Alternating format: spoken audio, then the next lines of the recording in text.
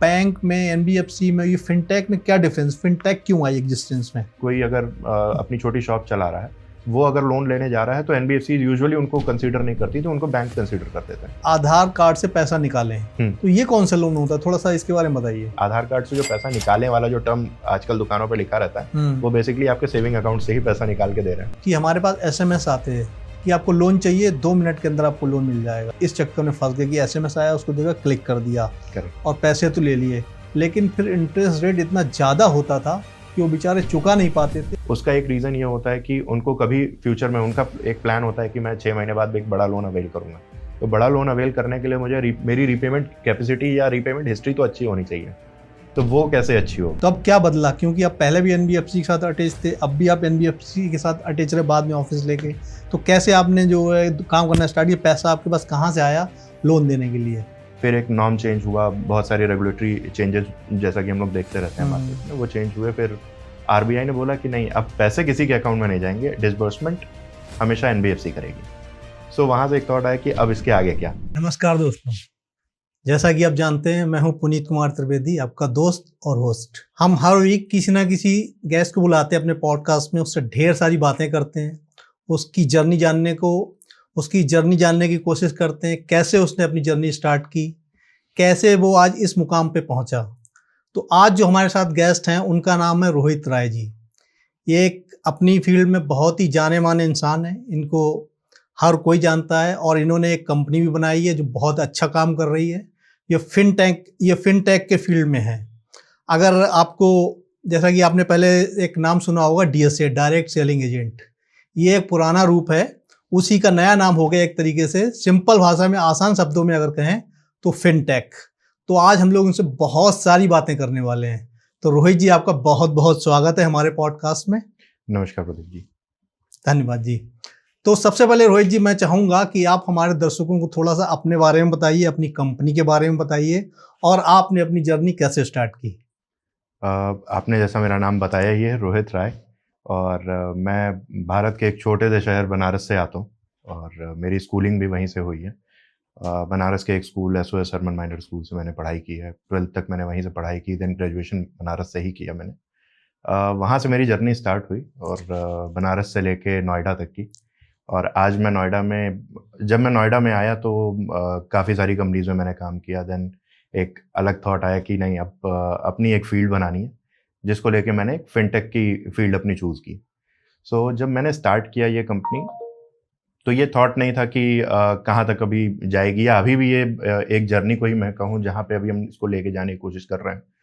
तो जैसा कि आपने बताया कि पहले डीएसएज होते थे मार्केट में, आज भी ऐसा नहीं है कि मार्केट में डीएसएज एग्जिस्ट नहीं करते हैं, आज भी बहुत सारे डीएसएज हैं। बट जब मैंने ये कंपनी स्टार्ट की तो एक ये थॉट था कि पहले हम लोग बहुत सारी कंपनीज के साथ जुड़ के आगे काम करेंगे। फिर धीरे धीरे इसके कुछ प्रोज एंड कॉन्स समझ में आए, क्योंकि जब आप जॉब करते हैं तो बहुत सारी चीज़ें आपको नहीं दिखती हैं, एंड जब आप जॉब छोड़ के अपनी एक फील्ड बनाने के लिए निकलते हैं मार्केट में, तो आपको समझ में आता है कि आप क्या कर रहे हैं, क्या करना चाहिए, या फिर एक बड़ी मशीन में छोटा सा बोल्ट कैसे काम करता है। तो रोहित जी, आपको थोड़ा सा डिस्टर्ब कर रहा हूँ जी। आप मुझे ये बताइए, आपने कौन से सन में अपना ये बिजनेस स्टार्ट किया था? देखिए, मुझे अभी स्टार्ट किए बहुत लंबा समय नहीं हुआ है, 3 साल हुए हैं मुझे ये कंपनी स्टार्ट करते। 2022 में करीब? 2022 में मैंने स्टार्ट किया था। 2022 से 2025 की जर्नी है, बहुत छोटी जर्नी है, बट बहुत सारी चीज़ें सीखने को मिली इसमें। एज अ फिनटेक जब हमने स्टार्ट किया था, तब बहुत सारे अलग अलग थॉट्स थे। मैंने अपने पार्टनर्स चूज़ किए कि हाँ, किस पार्टनर के साथ मुझे काम करना है। सो जब जर्नी स्टार्ट हुई तो एक चीज़ समझ में नहीं आ रही थी। ये पता था कि करना है, क्या करना है, कैसे करना है। जब आपके साथ कोई मेंटर ना हो तो जल्दी नहीं समझ में आता है कि आगे वो रास्ता कहाँ तक जाएगा। आपने पहले ये डिसाइड किया था कि बिजनेस करना है, या आपने ये डिसाइड कर लिया था कि फिनटेक का ही बिजनेस करना है? नहीं, मैंने ये डिसाइड किया था कि हम लोग को बिजनेस करना है। अच्छा, अब क्या करना ये नहीं पता था? ये नहीं पता था, जो सबके साथ होता है। जी। तो अब हुआ क्या, जब मैं उस जर्नी को स्टार्ट किया, मैं और अपने मेरे पार्टनर के साथ हम लोगों ने स्टार्ट करने की कोशिश की। तो कंपनी का नाम टेक्नोलॉजीज रख दिया, क्रेडिट टेक्नोलॉजीज आ गई मार्केट में, बन गई। अब ये हुआ कि अब बन तो गई, अब करें क्या, क्योंकि मैं प्योरली कॉमर्स बैकग्राउंड का हूँ, नाम है टेक्नोलॉजीज, अब टेक्नोलॉजी का कुछ पता नहीं है कि टेक्नोलॉजीज में आईटी के बारे में आपको कुछ नहीं पता कुछ था? पता नहीं है आईटी के बारे में। आईटी का कोई सपोर्ट भी नहीं था, क्योंकि हम लोगों ने लेंडिंग फील्ड देखी थी कि एनबीएफसीज मार्केट में कैसे काम अच्छा, करते हैं। 2022 तक आपने क्या जॉब की थी? जी, वो किस फील्ड में थी, क्या किया था आपने? सारा मैंने लेंडिंग फील्ड में किया है। बहुत सारी अच्छा। कंपनीज में मैं जब स्टार्ट किया तो एग्जीक्यूटिव लेवल से ही मैंने स्टार्ट किया। बनारस में ही? नहीं, नोएडा में ही। अच्छा, नोएडा में। हाँ, तो बनारस से मेरी पढ़ाई खत्म हुई, फिर मैं नोएडा आ गया, फिर नोएडा छोड़ के मैं कभी नोएडा नहीं गया। कब आए आप? नोएडा में आ गया 2014 में। अच्छा, 2014 से 2022, 8 साल तक आपने जॉब किया। हाँ, आपने लैंडिंग के बारे में सीखा, कैसे मैंने- बिजनेस चलता है जी। लैंडिंग का, क्या इसके नॉर्म्स हैं, आरबीआई के क्या कंप्लाइंसेस करेक्ट, होते हैं। करेक्ट। अच्छा जी, हाँ। सो वहाँ पे जब मैं धीरे धीरे एनबीएफसीज में घुसा, एनबीएफसीज में समझ में आया कि अच्छा एक बिजनेस होता है जहाँ पे लेंडिंग की जाती है। तब भी ये आइडिया नहीं था कि एनबीएफसीज के पास वो फंड्स कहाँ से आते हैं, क्योंकि ये तो पता था। अब एज अ जॉब जब आप किसी कंपनी में जब एंटर करते हैं तो ये आपको पता रहता है कि आपका एक रोल है जहाँ पे आपके पास कस्टमर्स आते हैं, आपको 10 चीजें देखनी है उन कस्टमर्स को और उनको पैसे दे देना। तो जब ये स्टार्ट हुआ, मैंने जॉब स्टार्ट की एज ए एग्जीक्यूटिव। कई सारी एनबीएफसीज में मैंने काम किया। एनबीएफसीज के साथ काम करते करते ये समझ में आ गया कि हाँ, काम होता कैसे, ये समझ में आ चुका था मुझे। तो फिर ये हम लोगों ने एक्सप्लोर करना शुरू किया। मैंने और मेरे पार्टनर ने भी बाद में, हम लोग मिले, एक ही कंपनी में मिले, तो ये एक्सप्लोर करना शुरू किया कि ये काम हो तो रहा है, अब अगर हमें इसमें उतरना है तो कैसे करना है। तो पहले ये हुआ कि ठीक है चलो एक कंपनी बना लेते हैं, और कंपनी की जर्नी स्टार्ट हो गई। सारा डिस्कशन हो गया, फाइनेंशियल सेट हो गया कि ठीक है, बहुत पैसे भी नहीं है, एज ए एम्प्लॉय बहुत पैसे नहीं होते हैं। जब आपके पास कोई इन्वेस्टर भी ना हो, आपका कोई मेंटर ना हो, तो बहुत पैसे नहीं होते। और कोई बैंक लोन देने को भी तैयार नहीं होती कोई है। रेडी नहीं होगा कि आप एक कंपनी स्टार्ट कर रहे हैं तो उस पर कोई पैसे नहीं मिलेंगे। तो फिर वहां से जर्नी स्टार्ट हुई। थोड़े से फंड्स के साथ कंपनी हमने स्टार्ट कर दी। जब आगे बढ़े तो समझ में आया कि अच्छा ठीक है, अब पैसे हैं नहीं, लोन हम देंगे कैसे अगर लेंडिंग बिजनेस में जाना है। फिर ये समझ में आया कि यार हमारी तो एनबीएफसी भी नहीं है।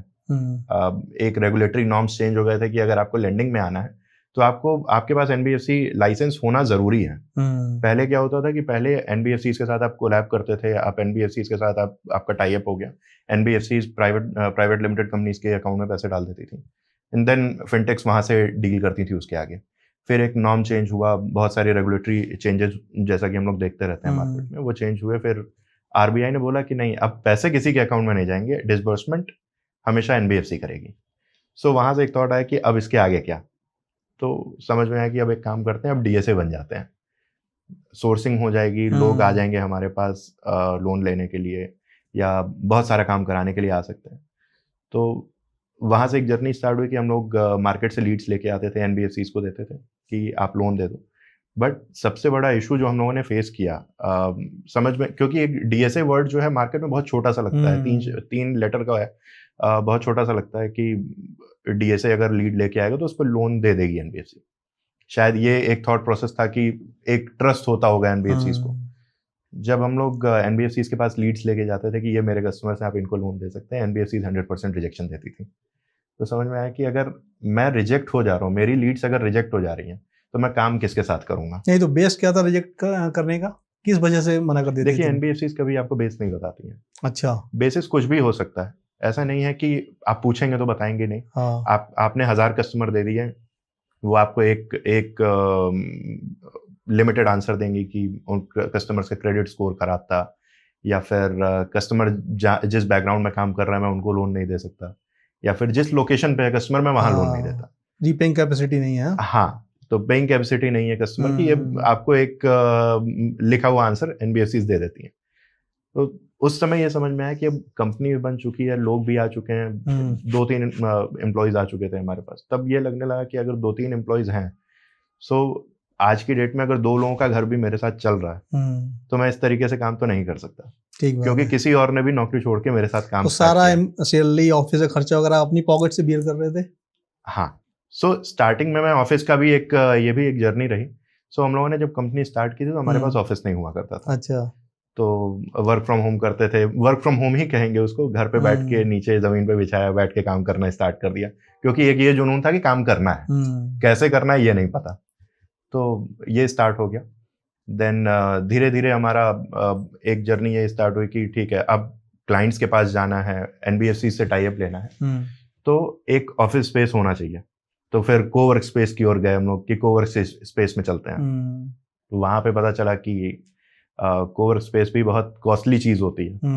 जो आज लोग मार्केट में एड्स देखते हैं कि आप अपनी कंपनी बना लीजिए, मेरे यहाँ आ जाइए, मैं आपको सीट दे दूंगा, जो कि बहुत कॉस्टली चीज़ होती है। तो वहाँ पता चला कि एक सीट 10-10 हज़ार रुपए की मिलती है मुझे। तो मुझे लगा कि अगर 10 हज़ार रुपए की मैं सीट ले सकता हूँ तो 12-15 हज़ार रुपए का मैं ऑफिस क्यों नहीं ले सकता। तो वहां से एक थॉट और समझ में आया कि ठीक है, चलो लर्निंग फेज है, मैं सीख रहा हूँ, मुझे पता नहीं था कि ये चीजें होनी है। तो 6-7 महीने कोवर्क स्पेस में बैठने के बाद समझ में आया कि नहीं, ऑफिस ले लेते हैं, वो ज्यादा अच्छा है, क्योंकि कल को कोई मुझसे मिलने आएगा तो मेरे पास सीट ही है कि वो बैठेगा कहाँ। ठीक बात है। तो वहां से हम लोगों ने स्टार्ट किया। फिर जो हम लोग बात कर रहे थे कि लीड्स हम लोग मार्केट से लेके आते तो रिजेक्ट हो जाती थी। तो फिर ये हुआ कि इस तरीके से तो काम नहीं हो सकता है, क्योंकि मार्केट में एक ये मिथ हो चुका था, हो गया है, आज भी है, कि डीएसएस बल्क में लीड्स लेके आते हैं, सोशल मीडिया मार्केटिंग कर देंगे या फीट ऑन स्ट्रीट उन्होंने हायर कर रखे हैं, तो वहां से लीड्स आ जाती हैं। और एनबीएफसीज को ये पता था कि अगर किसी और की लीड में डिसबर्स कर देता हूँ तो 100% रिस्पॉन्सिबिलिटी एनबीएफसी की है, किसी भी डीएसए की कोई रिस्पॉन्सिबिलिटी नहीं होती है कि अगर लोन डिफॉल्ट हो गया या कुछ भी गड़बड़ी हो गई तो उस डीएसए की कोई रिस्पॉन्सिबिलिटी नहीं है। तो ये चीज़ें समझ में आने लगी कि शायद ये हमारा रिजेक्शन का रीज़न और हमारा रास्ता गलत हो रहा है। तो थोड़ा सा ये लगने लगा कि नहीं, अब हमें रास्ता चेंज करना है। एज अ डीएसए मार्केट में काम नहीं चलेगा, हमें फिनटेक बनना पड़ेगा। तो वहां से फिनटेक तक की जर्नी हुई। तो आपने आरबीआई में रजिस्ट्रेशन कराया? नहीं, अभी हमारा आरबीआई रजिस्ट्रेशन नहीं है। अच्छा। हम लोग मल्टीपल एनबीएफसीज के साथ काम करते हैं। अच्छा।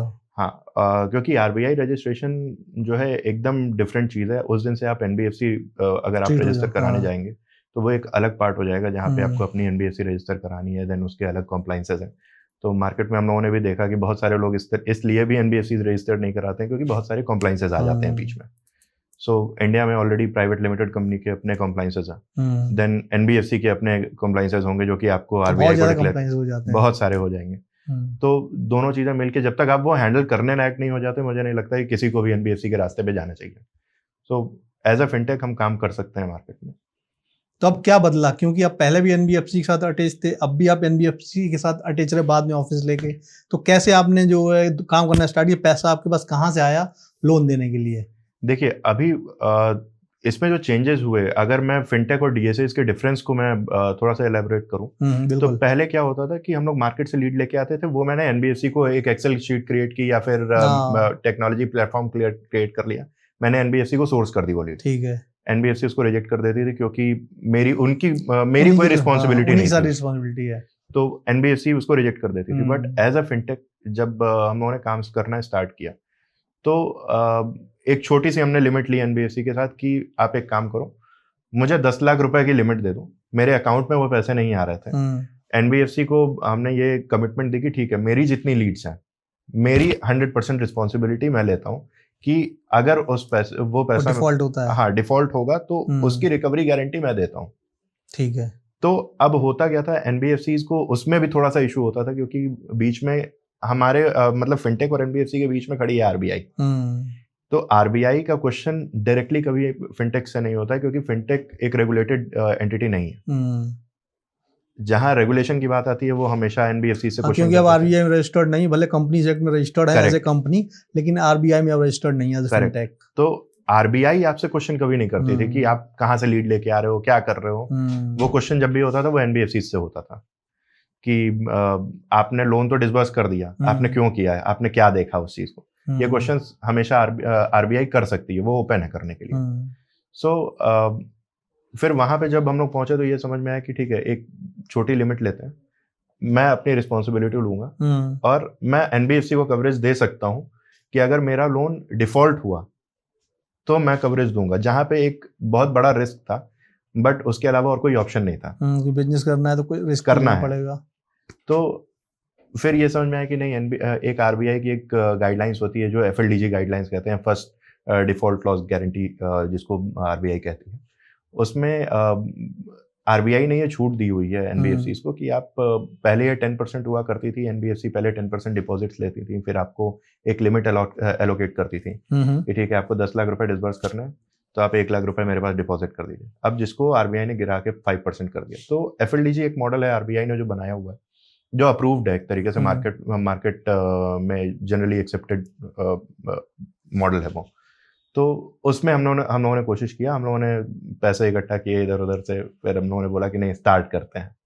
फिर हम लोग बिजनेस लोन में घुसे। तो अब वहाँ से आती है बिजनेस लोन की जर्नी कि हम लोग कैसे बिजनेस लोन में आए। फिर एक NBFC से टाई अप हुआ, बिजनेस लोन हमने स्टार्ट किया।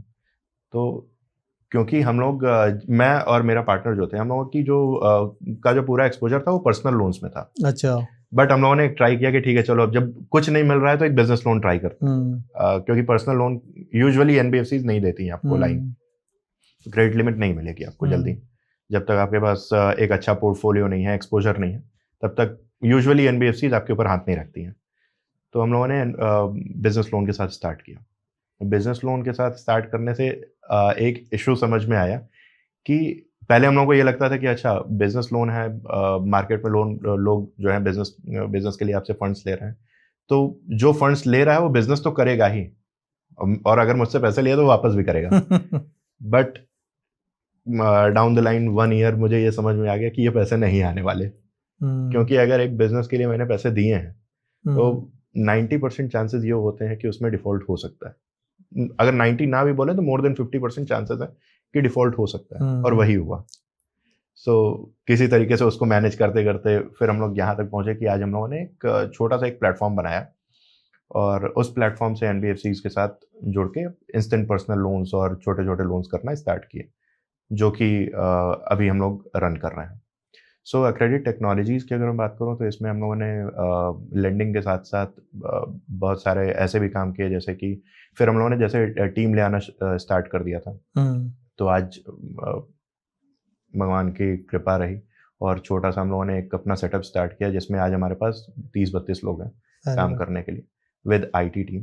एंड हम लोगों ने NBFCs को एक और काम करके दिया कि आप एक काम करिए, आप मेरे साथ नहीं जुड़ रहे हैं NBFC सेटअप, आप मुझे पैसे नहीं दे रहे हैं डिसबर्स करने के लिए, हम एक काम करते हैं कि मैं आपको NBFC सेटअप करके देता हूँ पूरी। तो हम लोगों ने कंसल्टिंग बिजनेस में भी अपना थोड़ा सा एक्सपोजर लेने की कोशिश की, जहाँ पे लोगों को हम लोगों ने ये बोला कि आप एक काम करिए, आपके पास पैसे हैं, आपको मैं जैसे अभी आपने देखा होगा कि गवर्नमेंट ऑफ इंडिया ने भी बोला था कि, और RBI ने भी बोला कि जो नॉन रेगुलेटेड मार्केट में लोग हैं, जिनके पास फंड्स हैं, बहुत सारे लोग ऐसे भी होते हैं जो मार्केट में ओपन में लोन देते हैं और बहुत हाई रेट ऑफ इंटरेस्ट पे लोन दे रहे थे। तो गवर्नमेंट ऑफ इंडिया ने और RBI का एक स्टेटमेंट आया था, जहाँ तक मुझे याद है मैंने सुना था, जिसमें उन्होंने बोला कि उनको रेगुलेशन में ले आना ज़रूरी है। तो हम लोगों के पास बहुत सारे लोग आए कि नहीं अब हम NBFC की ओर जाना चाहते हैं।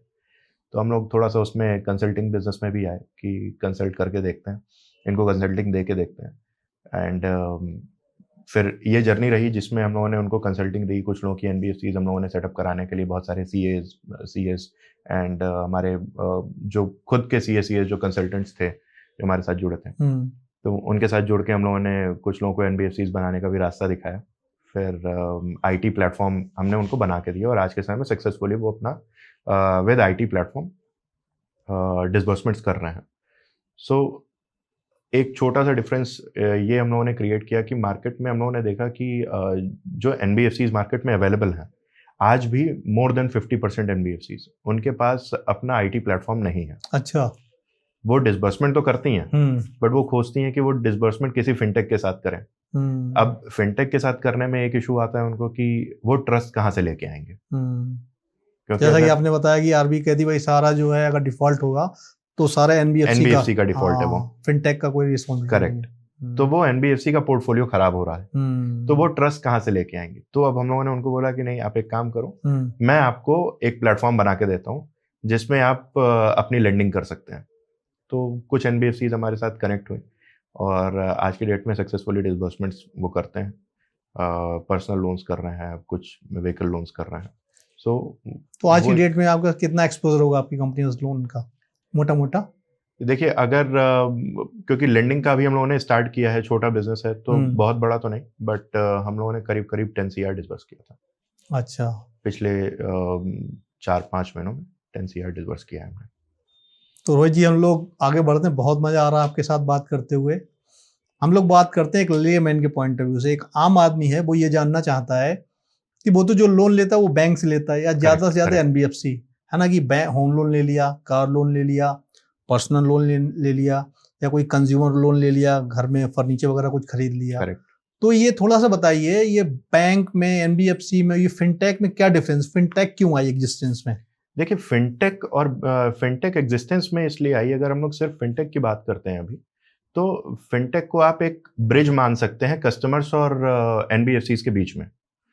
होता क्या था कि जब कस्टमर, अगर किसी की 10,000 रुपये सैलरी है या 12,000 रुपये सैलरी है, आप मार्केट में देखेंगे मोस्टली लोन्स किसको मिलते हैं? सैलरीड पर्सनल्स को मिलते हैं। अगर आप बात करेंगे कि कोई अगर अपनी छोटी शॉप चला रहा है, वो अगर लोन लेने जा रहा है, तो एनबीएफसी यूजुअली उनको कंसीडर नहीं करती, तो उनको बैंक कंसीडर करते थे। तो अगर मैं सैलरीड इंडिविजुअल्स की बात करूं जिनकी 10,000 सैलरी है, या ब्लू कॉलर एम्प्लॉइज हम बात करें, तो ब्लू कॉलर एम्प्लॉइज है, तो उनको लोन मिलना बहुत मुश्किल था। तो और सबसे बड़ी चीज ये थी, वो ब्लू कॉलर एम्प्लॉइज हैं, शायद बीच में एजुकेशन गैप भी आता था, जिसकी वजह से वो रीच आउट नहीं कर पाते थे कि मैं बैंक्स में जाऊं या एनबीएफसीज के पास जाऊं। पहली चीज तो बहुत सारे लोगों को, मेरे ख्याल से जो करंट एग्जिस्टिंग गवर्नमेंट है, इससे पहले लोगों को ये अंदाजा भी नहीं था कि एनबीएफसीज होती क्या है। अच्छा। ले मैन की अगर मैं बात करूं, तो आज से 10-15 साल पहले अगर मैं किसी से बोलूं कि लोन लेना है, तो वो, उनको ये समझ में आता था कि लोन का मतलब है कि मुझे बैंक जाके लोन लेना है।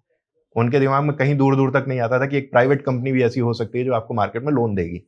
अगर वो देती भी थी, तो वो LIC जैसे बड़े इंस्टीट्यूशंस थे जो मार्केट में होल्ड करते थे, अच्छा कैप्चर होल्ड था उनका, जो लोन देते थे। बट उनसे भी लोन लेना बहुत ही कठिन काम था एक लेमैन के लिए। तो वो जाते थे, 10,000 का लोन भी लेना है तो बैंक में जाते थे।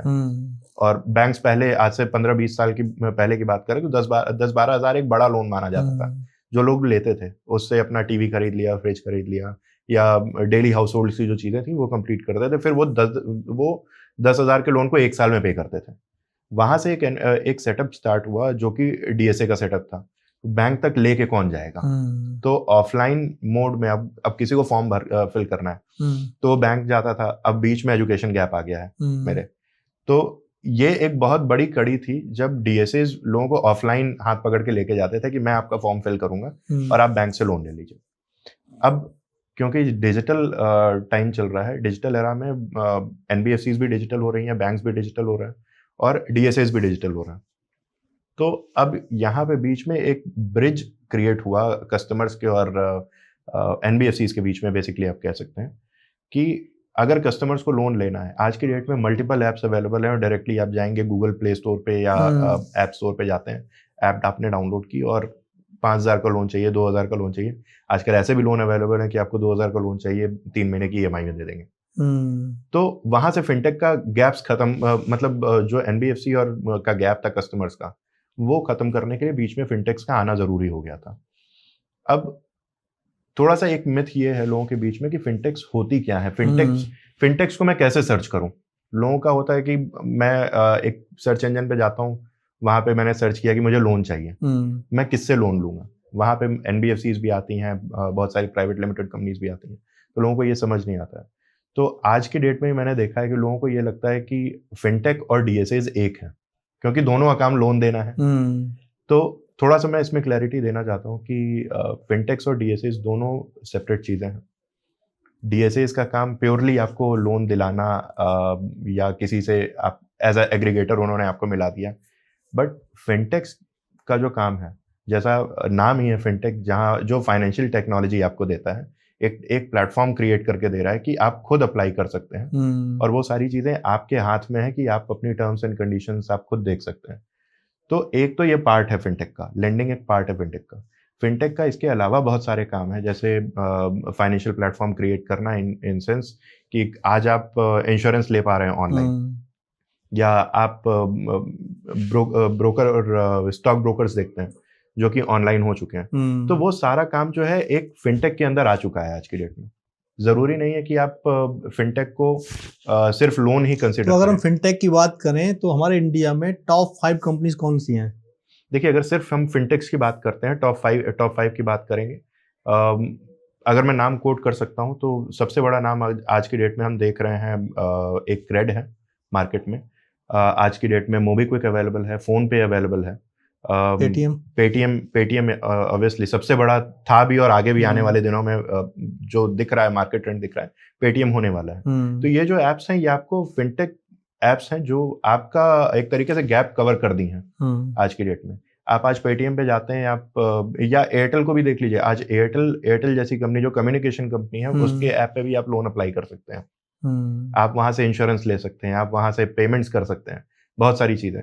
तो हर वो चीज जो आपका टेक्नोलॉजी वे में आपका गैप खत्म कर रही है फाइनेंस का, वो एक फिनटेक है।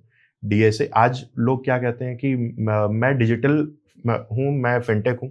बहुत सारे लोगों को ये समझ नहीं आ रहा है, या फिर ये मिथ है लोगों में अभी भी, कि एक डीएसए और एक फिनटेक एक ही है। लोगों को ये लगता है कि वो एक है, जबकि ये दोनों बहुत ही सेपरेट चीजें हैं। डिजिटल मतलब अगर कोई कंपनी है जो डिजिटली सिर्फ आपको लोन दे रही है, आप उसको फिनटेक की जगह उसको डिजिटल डीएसए कह सकते हैं, जो पहले ऑफलाइन होते थे अब ऑनलाइन हो चुके हैं। बट अगर कोई अपने आप को क्लेम कर रहा है कि मैं फिनटेक हूँ, तो ऑब्वियसली सिर्फ वो फिनटेक अगर है और सिर्फ लेंडिंग में काम कर रहा है, तो मुझे नहीं लगता कि उनको हमें फिनटेक में कंसीडर करना चाहिए। उनको मुझे डिजिटल डीएसए ही कहना चाहिए अभी भी। फिनटेक का स्कोप बहुत ज्यादा है, लेंडिंग से कहीं और ज्यादा, बहुत सारे काम करती फिनटेक कंपनीज। करेक्ट। जरूरी नहीं है कि वो सिर्फ आपको लोन दें। वो तो जनरली हम लोग जो जानते हैं रोहित जी, वो ये जानते हैं कि पर्सनल लोन ले लिया, कार लोन ले लिया, होम लोन ले लिया। करेक्ट। आज की डेट में और कौन कौन से लोन लोग लेते हैं? आपके पास कैसे लोग आते हैं इन लोन के अलावा? देखिए, मार्केट की अगर मैं बात करूं, ऑब्वियसली जो आपने बताया personal loan, home loan, car loan, पहले इतने ही लोन हुआ करते थे मार्केट में, और आज भी देखा जाए तो मेजरली यही लोन्स होते हैं। बट बहुत सारे ऐसे लोन्स हैं आज भी मार्केट में अब एग्जिस्ट करने लगे हैं। लाइक आपके एजुकेशन लोन है, जो सबसे बड़ा एक मार्केट शेयर करता है। एजुकेशन लोन हो गया, आपका इंस्टेंट पर्सनल लोन्स हो गए। आज आपने एप्लीकेशन देखा कि 30 मिनट के अंदर आपको लोन मिल जा रहे हैं। बहुत सारे ऐसे हैं जो विद इन सेकेंड्स क्लेम करते हैं। आपने अप्लाई किया और सेकेंड्स में आपके बैंक अकाउंट में आ गया। बहुत सारी गवर्नमेंट स्कीम्स चलती हैं, लाइक एग्रीकल्चर के ऊपर लोन मिलने लगे हैं, किसान क्रेडिट कार्ड्स आने लगे। तो बहुत सारे लोन आज के डेट में अवेलेबल हैं। एक हमने रोहित जी और देखा, हमने कहीं पढ़ा, दुकानों पर लिखा हुआ कि आधार कार्ड से पैसा निकालें। तो ये कौन सा लोन होता है? थोड़ा सा इसके बारे में बताइए। देखिए, आधार कार्ड से पैसा निकालें जो आपने पढ़ा है एकदम सही पढ़ा हुआ है। इसको मैं लोन की कैटेगरी से पहले मैं कंसीडर करूंगा कि आधार कार्ड से जो पैसा निकालने वाला जो टर्म आजकल दुकानों पे लिखा रहता है, वो बेसिकली आपके सेविंग अकाउंट से ही पैसा निकाल के दे रहे हैं। अच्छा। आपके अकाउंट में आपके पास एटीएम कार्ड नहीं है, आप एटीएम नहीं जा सकते, या बैंक एक्सेस आपके पास नहीं है। ये बेसिकली उन लोगों के लिए जो लोअर इनकम ग्रुप है, जो एग्रीकल्चर से जुड़े लोग हैं, जो बहुत ही लो इनकम पे हैं।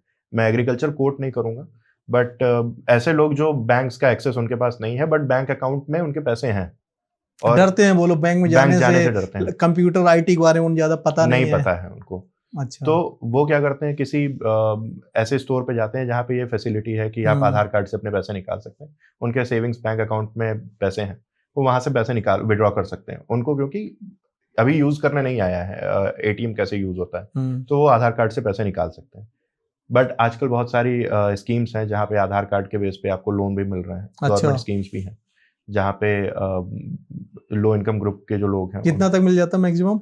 देखिए, मिलने की ऐसी बहुत बड़ी लिमिट तो किसी ने डिक्लेयर नहीं की है, बट देखा जाए तो आपको 1,000 से लेके 10,000, 50,000 इस तरीके के लोन्स मिल सकते हैं, डिपेंडिंग अपॉन कि आपका सेविंग्स बैंक अकाउंट स्टेटमेंट आपका क्या कहता है। अच्छा, बैकग्राउंड क्या, वो कितने पैसे उसमें रहे हैं ज्यादा से ज्यादा, कि आपकी पेइंग कैपेसिटी क्या है, तो उसके बेस पे आपको लोन मिल सकता है। और आज भी मोस्टली जो लोन्स मिलते हैं, जैसे सैलरी पर्सनल लोन्स हैं, लोगों को लगता है कि मेरी सैलरी 4 लाख है, 5 लाख है, तो मुझे 4 लाख के अगेंस्ट में 8 लाख रुपए लोन मिल जाने चाहिए, 10 लाख मिल जाना चाहिए। ऐसा होता नहीं। बहुत सारे लोगों को मैंने देखा है कि 8 लाख की सैलरी और वो 5,000 का लोन भी उनको नहीं मिल रहा है। उसका रीजन मार्केट में निकल के ये आता है, जब हम तो क्रेडिट स्कोर भी होगा बहुत बड़ा रीजन। क्रेडिट स्कोर बहुत बड़ा रीजन है इसका, बट मुझे लगता है अब जो ट्रेंड चेंज हो रहा है, क्रेडिट स्कोर से कंपनीज हट के कस्टमर्स की पेइंग कैपेसिटी देखने लगी, और पिछले 6-7 महीनों का उनका पेइंग ट्रेंड क्या रहा है। अच्छा, मान लीजिए मेरी 5 लाख रुपए मंथ की सैलरी है, ठीक है, लेकिन मेरे जो खर्चे हैं वो 4.5 लाख रुपए, 50,000 रुपए मुझे सिर्फ बच रहे हैं। तो एक तरीके से मेरी रीपेइंग कैपेसिटी 50,000 रुपए, तो यानी कि 50,000 रुपए से ज्यादा ईएमआई वाला लोन मुझे नहीं मिल सकता है। नहीं मिल सकता है ना, यही है। और उसमें एक चीज और भी होती है। मान लीजिए कि आपने बोला कि आपकी सैलरी 5 लाख रुपए है और आपको बड़ा लोन नहीं मिल रहा, क्योंकि आपको 50,000 रुपए ही आप सेव कर पा रहे हैं और आपके एक्सपेंसेस में। तो अब कंपनीज क्या करती हैं कि मतलब पहले बैंक्स में ऐसा नहीं हुआ करता था, आज के डेट में बैंक्स भी ये काम कर रहे हैं। आपका एक इनकम एक्सपेंडिचर स्टेटमेंट क्रिएट किया जाता है बैकएंड अच्छा। कि आपकी इनकम क्या है और उसके अगेंस्ट में आपके एक्सपेंसेस जो हैं वो एक्सपेंसेस आपके हो क्यों रहे हैं। क्या वो हाउस होल्ड एक्सपेंसेस हैं या लग्जरी एक्सपेंसेस हैं, क्या वो नेसेसिटी एक्सपेंसेस हैं कि नहीं। अगर आप नेसेसिटी के अलावा लग्जरी में बहुत ज्यादा खर्च कर रहे हैं तो आपकी पेइंग कैपेसिटी उसके बाद क्या बच रही है। हो सकता है आप 5 लाख में से या हो सकता है हम जो है एक हम side by side business start कर लिया हम, उसमें हमारा इन्वेस्टमेंट हो रहा हो, तो वो आपकी रीपेइंग कैपेसिटी बढ़ा रहा है, तो वहां से पोटेंशियल बढ़ गया। करेक्ट है ना लोन का। तो बहुत सारे फैक्टर्स हैं जो अब इन्फ्लुएंस करते हैं। ये कहना एकदम गलत है कि सिर्फ आपका क्रेडिट स्कोर इन्फ्लुएंस करता है जरूर करता है उसको, बट आज की डेट में मुझे लगता है कि 30-40% अगर क्रेडिट स्कोर आपका इन्फ्लुएंस करता है तो 60% आपकी कैपेसिटी इन्फ्लुएंस करती है कि आपकी करंट रीपेमेंट कैपेसिटी क्या है, पिछला ट्रेंड क्या है आपका, कि आपने लोन पे कैसे किया है, ये जरूर देखा जाता है। नेचुरल जब बैंक पैसा या एनबीएफसी आपको या कोई भी आपको लोन देगा तो सबसे पहले वो ये चेक करेगा कि आप पैसा वापस भी कर पाओगे। करेक्ट। अगर डिफॉल्ट हो गया, उसका पैसा चला गया, फिर तो बेकार है। तो बिल्कुल ठीक कह रहे हो आप, ये कि क्रेडिट स्कोर से भी ज्यादा इंपॉर्टेंस ये होगा कि आपकी रीपेइंग कैपेसिटी कितनी है। रीपेइंग कैपेसिटी क्या है। आज की डेट में एक चीज और भी देखी गई है, मैंने एक जगह पढ़ा हुआ था, जो हम लोग भी कंसीडर करते हैं, वो है फैमिली इनकम। जरूरी नहीं है कि आपकी जो इनकम है, मान लीजिए आपने बोला कि 5 लाख रुपए आपकी इनकम है और आप 50,000 रुपए सेव कर पा रहे हैं। अब वो 50,000 ही आपकी इनकम है या फिर आपके साथ आपकी वाइफ की भी इनकम है। ठीक बात है। तो स्पाउस इनकम, आपके ब्लड रिलेटिव की इनकम हम लोग कोशिश करें तो ये कंसीडर किया जाता है। या मेरे जो पेरेंट्स हैं उनकी पेंशन आ रही है। करेक्ट। तो ये सारी कुछ फैक्टर्स होते हैं जो इन्फ्लुएंस करते हैं आपके लोगों को। अच्छा, दूसरा रोहित जी, अभी पहले बहुत ये हो रहा था कि हमारे पास एसएमएस आते हैं कि आपको लोन चाहिए, 2 मिनट के अंदर आपको लोन मिल जाएगा। करेक्ट। है ना। और बहुत से लोग हमारे इंडिया में इसको अवेल करते हैं, बेचारे परेशान होते हैं। खासकर कोरोना आया था 2020 में, तो बहुत से लोग परेशान हो गए, लोगों की जॉब चली गई, लोग इस चक्कर में फंस गए कि एसएमएस आया, उसको देखा, क्लिक कर दिया और पैसे तो ले लिए, लेकिन फिर इंटरेस्ट रेट इतना ज्यादा होता था कि वो बेचारे चुका नहीं पाते थे। और फिर बैंक या जो लोग लोन देते थे, शायद उसमें ये भी कहते कि चाइनीज कंपनी बहुत इन्वॉल्व थी इसमें। करेक्ट है ना। तो थोड़ा सा इसके बारे में बताइए, ये सब क्या था। देखिए, कोरोना टाइम से अगर मैं बात करूं, कोरोना टाइम से पहले चाइनीज कंपनी इंडिया में एंटर कर चुकी थी। उसमें भी कुछ इंडियन कंपनीज की ही देन थी, जो चाइनीज कंपनीज को एंटर कराया उन्होंने। अच्छा। बट आज भी मैं बताता हूँ कि मार्केट में अगर एनबीएफसीज को आज मैं और आप बैठ के हम लोग बात कर पा रहे हैं और फिनटेक्स के बारे में हम बात कर पा रहे हैं, वो भी कहीं ना कहीं चाइनीज कंपनी की ही देन है। अच्छा। क्योंकि आज से 10, 12, 15 साल पहले इंडिया में वो टेक्नोलॉजी डेवलप नहीं हुई थी कि आप 2 मिनट के अंदर लोन ले पाए। आपको लोन लेना था तो आप अप्लाई करते थे। पहले तो बहुत टाइम लगता था, 15-20 दिन 25 दिन लग जाते थे आपको एक लोन क्रेडिट होने में। चाइनीज कंपनी ने बहुत गड़बड़ियां की मार्केट में, मार्केट को खराब भी किया बहुत।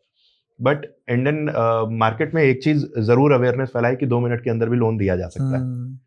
सो करेक्ट है, बहुत सारे कंपनीज ऐसी भी थी मार्केट में और आज भी ऐसी बहुत कंपनीज हैं जो हाई रेट ऑफ इंटरेस्ट पे लोन देती हैं।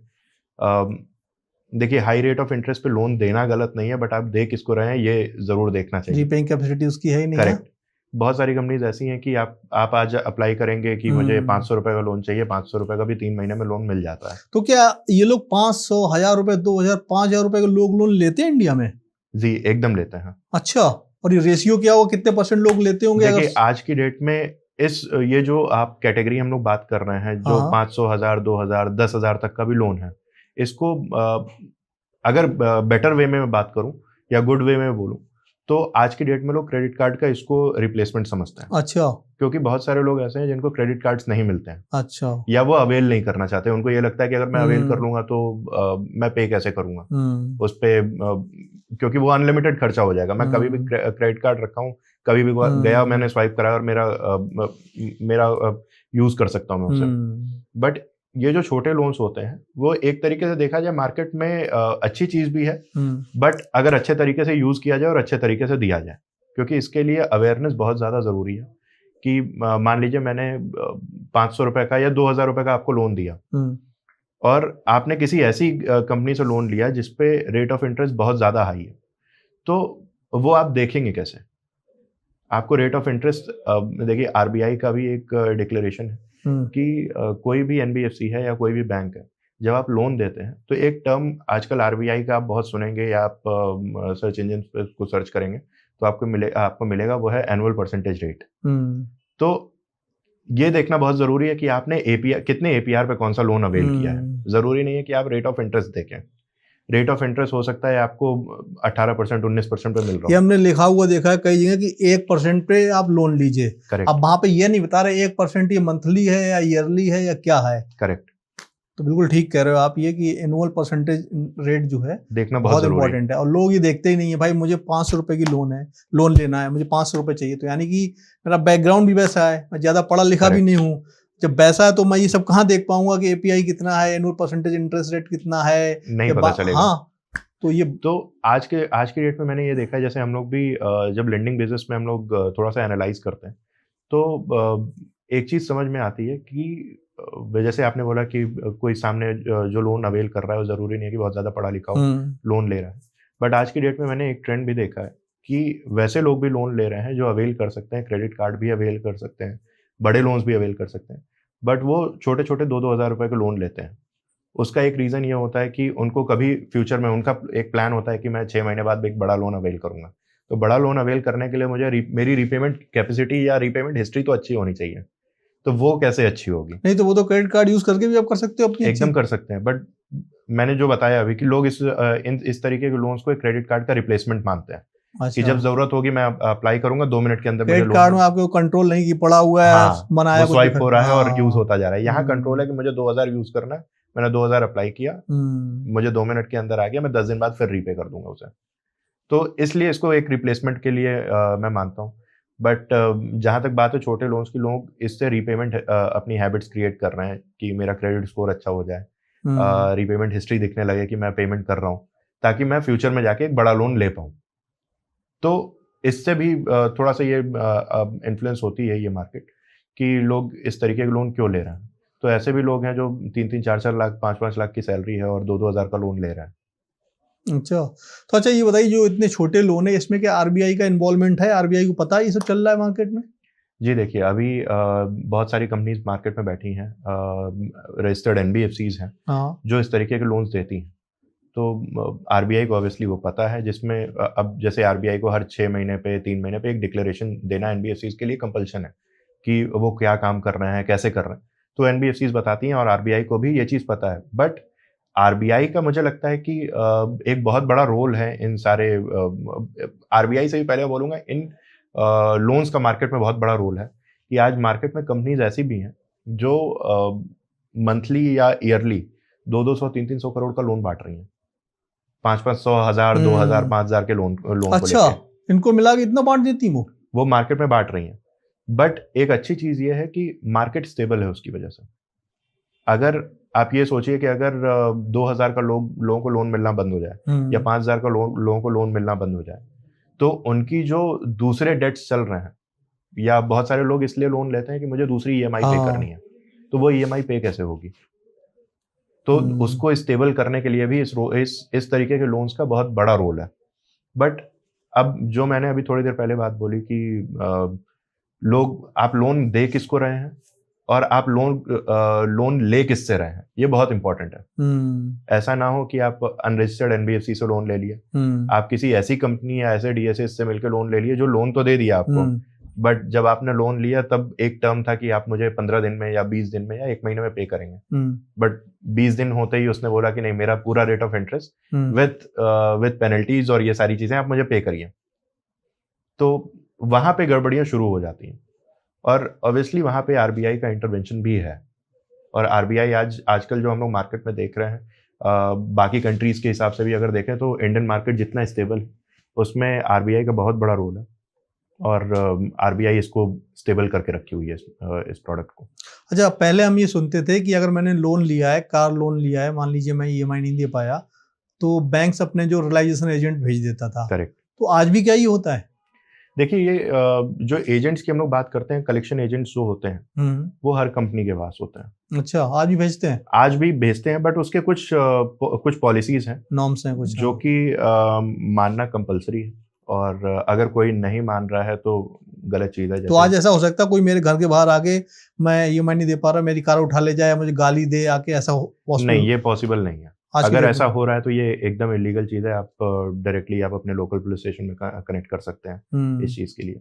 बट इसके कुछ पॉलिसीज़ हैं कि एज अ कस्टमर अगर मैं बात करूं, अगर मैंने कहीं से लोन लिया और मैं पे नहीं कर पाया, कुछ भी रीज़न हो सकता है। हो सकता है मैं इंटेंशनल डिफॉल्टर हूँ, ज़रूरी नहीं है कि कोई रीज़न ही रहा हो लोन ना पे करने का। बट अगर मैं इंटेंशनल डिफॉल्टर भी हूँ तो किसी भी कंपनी को ये राइट नहीं है कि मेरे घर के बाहर आके वो कुछ भी उल्टा सीधा बोल सकते हैं। हाँ, एक तरीका है इसका जिसमें आरबीआई ने कंपनीज को भी छूट दी हुई है कि आप घर ज़रूर विजिट कर सकते हैं, बट उसके लिए आपको प्रॉपर एनबीएफसी से एक नोटिस लेनी पड़ेगी जो विजिट कर रहा है। उसको प्रॉपर लोन की इन्फॉर्मेशन होनी चाहिए कि आप किसके घर जा रहे हैं, क्यों जा रहे हैं। एक टाइम सेट किया हुआ है आरबीआई ने कि इस टाइम से इस टाइम के बीच में, जो कि जैसे सुबह 7 से रात के शाम के 6 बजे तक अगर आप जा रहे हैं तो आप विजिट कर सकते हैं, एकदम विजिट कर सकते हैं कस्टमर्स। बट वो विजिट करने के लिए भी कस्टमर की ही कंसेंट चाहिए। अगर मैंने मना कर दिया कि नहीं आप मेरे घर नहीं आएंगे तो आप एंटर भी नहीं कर सकते। अच्छा। आप मेरी प्रॉपर्टी पे, मेरे घर के बाहर आप खड़े होकर मेरा नाम नहीं ले सकते। तो अगर ऐसा कोई कर रहा है तो एकदम इलीगल है। आप किसी भी लोकल पुलिस स्टेशन में आपके वहाँ पे कंप्लेंट कर सकते हैं। सो आरबीआई इस चीज़ पे बहुत ज़्यादा स्ट्रिक्ट है। अच्छा रोहित जी, एक बात और देखा है मैंने, हमारे साथ होता है कि मैंने कार लोन ले लिया, मैंने होम लोन ले लिया, अब मेरी जॉब चली गई, ठीक है, अब मैं EMI नहीं दे पा रहा हूँ। तो ऐसी सिचुएशन अगर किसी के साथ होती है तो हमारे दर्शक क्या करें, जरा उनको बताइए। रीस्ट्रक्चरिंग कराएं लोन की या क्या करें, कैसे हैंडल करें इस सिचुएशन को? देखिए, सबसे पहली चीज़ होता क्या है कि मार्केट में देखा गया है जब लोग लोन EMI नहीं पे कर पाते हैं तो एनबीएफसीज के या फिर बैंक्स के दिमाग में सबसे पहले ये चीज़ आती है कि कहीं डिफॉल्ट हो गया है मेरा।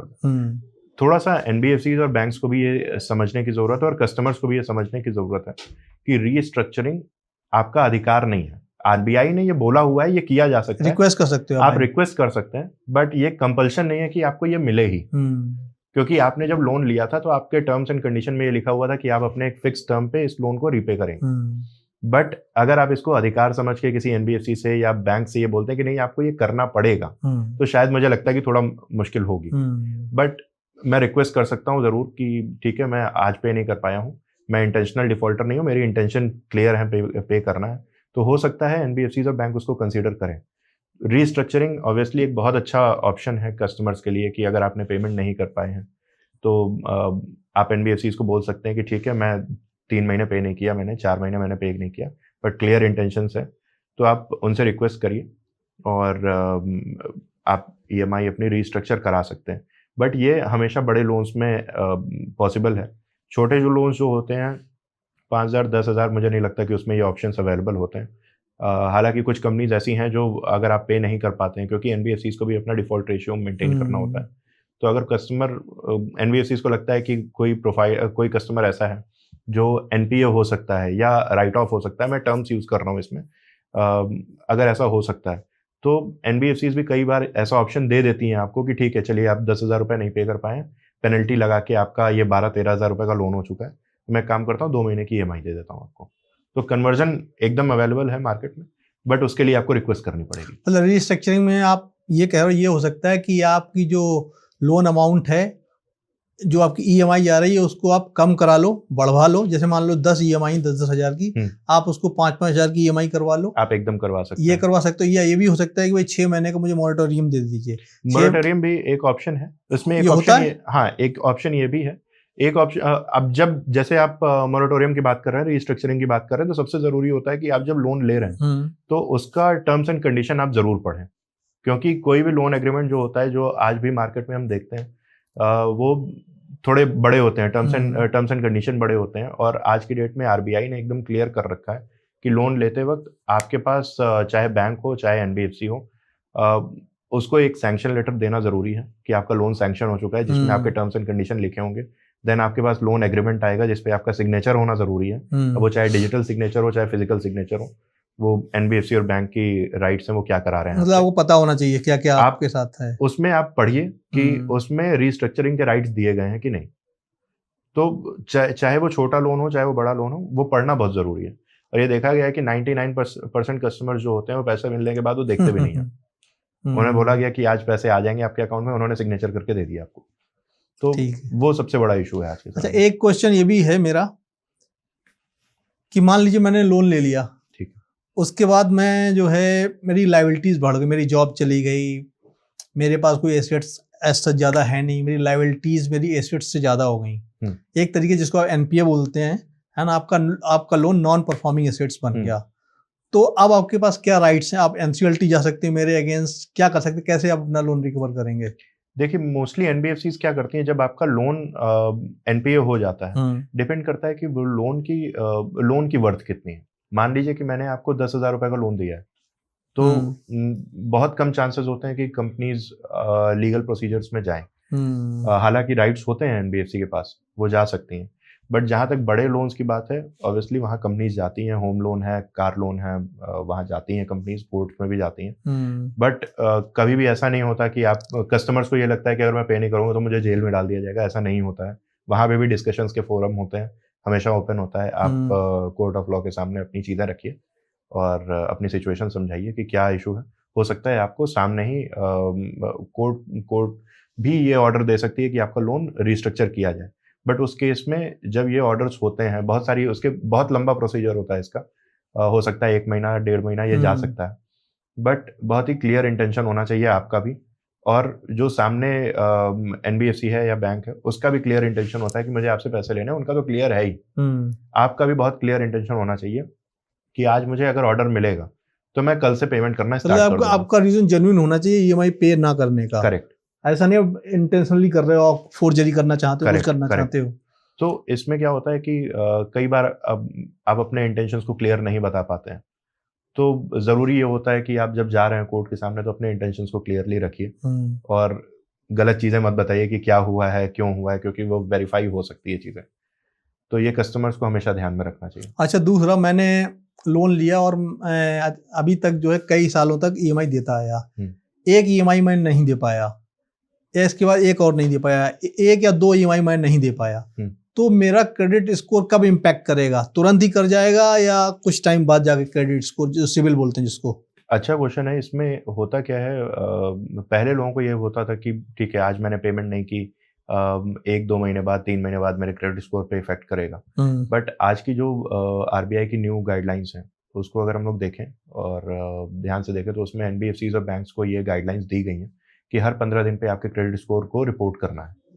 तो अगर आप कहीं से लोन ले रहे हैं और आपने पेमेंट नहीं की है, तो 3 महीने हो गए, 4 महीने हो गए, तो ऐसा नहीं है, वो हर 15 दिन पे आपको इफेक्ट करेगा।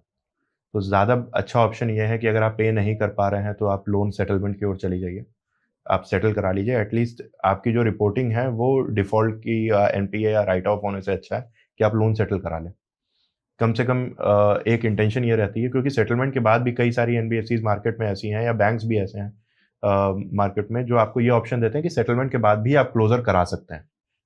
ऐसा नहीं होता कि आपने एक बार सेटलमेंट करा दिया तो सेटलमेंट के बाद अब वो क्लोजर नहीं होगा कभी। आपने मान लीजिए कि आपने 12,000, 15,000 या 1 लाख का लोन लिया, आपने उसको 40,000 में सेटल करा दिया। फ्यूचर में आपको ये ऑप्शन भी कई कंपनीज देती हैं कि अगर आपको लगता है कि नहीं, आपका क्रेडिट स्कोर गिर चुका है, डाउन हो चुका है और अब आपको उसको फिर से बिल्ड करना है, तो आप 6 महीने, 1 साल बाद या जब आपकी रीपेमेंट कैपेसिटी, आप बैंक से फिर से कनेक्ट कर सकते हैं या एनबीएफसी से कनेक्ट कर सकते हैं और उनको बोल सकते हैं कि मेरी उस समय सिचुएशन नहीं थी, अब है, मैं पे करना चाहता हूँ। तो वो ऑप्शन आपके लिए ओपन है, आप उसको पे कर सकते हैं। और बेटर ऑप्शन भी होता है सेटलमेंट का, अगर आप नहीं पे कर पा रहे हैं, क्योंकि उससे एक तो जो टर्म है, आजकल कस्टमर्स बोलते हैं कि उनको हरास किया जा रहा है, तो आप उन चीज़ों से भी बचेंगे। हैरेसमेंट शब्द मैं कस्टमर्स की तरफ से यूज़ कर रहा हूँ, यूजुअली कंपनीज ऐसा क्लेम करती हैं कि वो नहीं करती हैं, बट जिसके ऊपर स्ट्रेस होता है उसके लिए हैरेसमेंट ही है वो। सो आप फ़ोन कॉल से बचते हैं एनबीएफसीज के या बैंक्स के, या फिर वो विजिट करने के लिए बोलते हैं आपको, तो उन चीज़ों से बचते हैं, क्योंकि कस्टमर्स आज भी डरते हैं इन चीज़ों से। तो आप सेटलमेंट का ऑप्शन हमेशा ओपन है और उसको क्लोज भी कभी भी कराया जा सकता है। अच्छा, अब रोजी लौटते हैं फिनटेक की तरफ। अब आपकी जो फिनटेक कंपनी है, लोन के बारे में हमने काफ़ी डिस्कस कर लिया है, इसके अलावा ये और क्या करती है आपकी कंपनी? जैसा मैंने स्टार्टिंग में बताया था, हम लोग लेंडिंग बिजनेस में तो हमारा बहुत छोटा सा पार्ट है। आज की डेट में हम लोग एनबीएफसीज को पूरा प्लेटफॉर्म क्रिएट करके देते हैं, लाइक उनको अगर एप्लीकेशन बनानी है, अपना कोई ऐप वगैरह बनाना है, हाँ, ऐप बनानी है, वेबसाइट बनानी है, तो ये लेंडिंग प्लेटफॉर्म पूरा बना के देते हैं।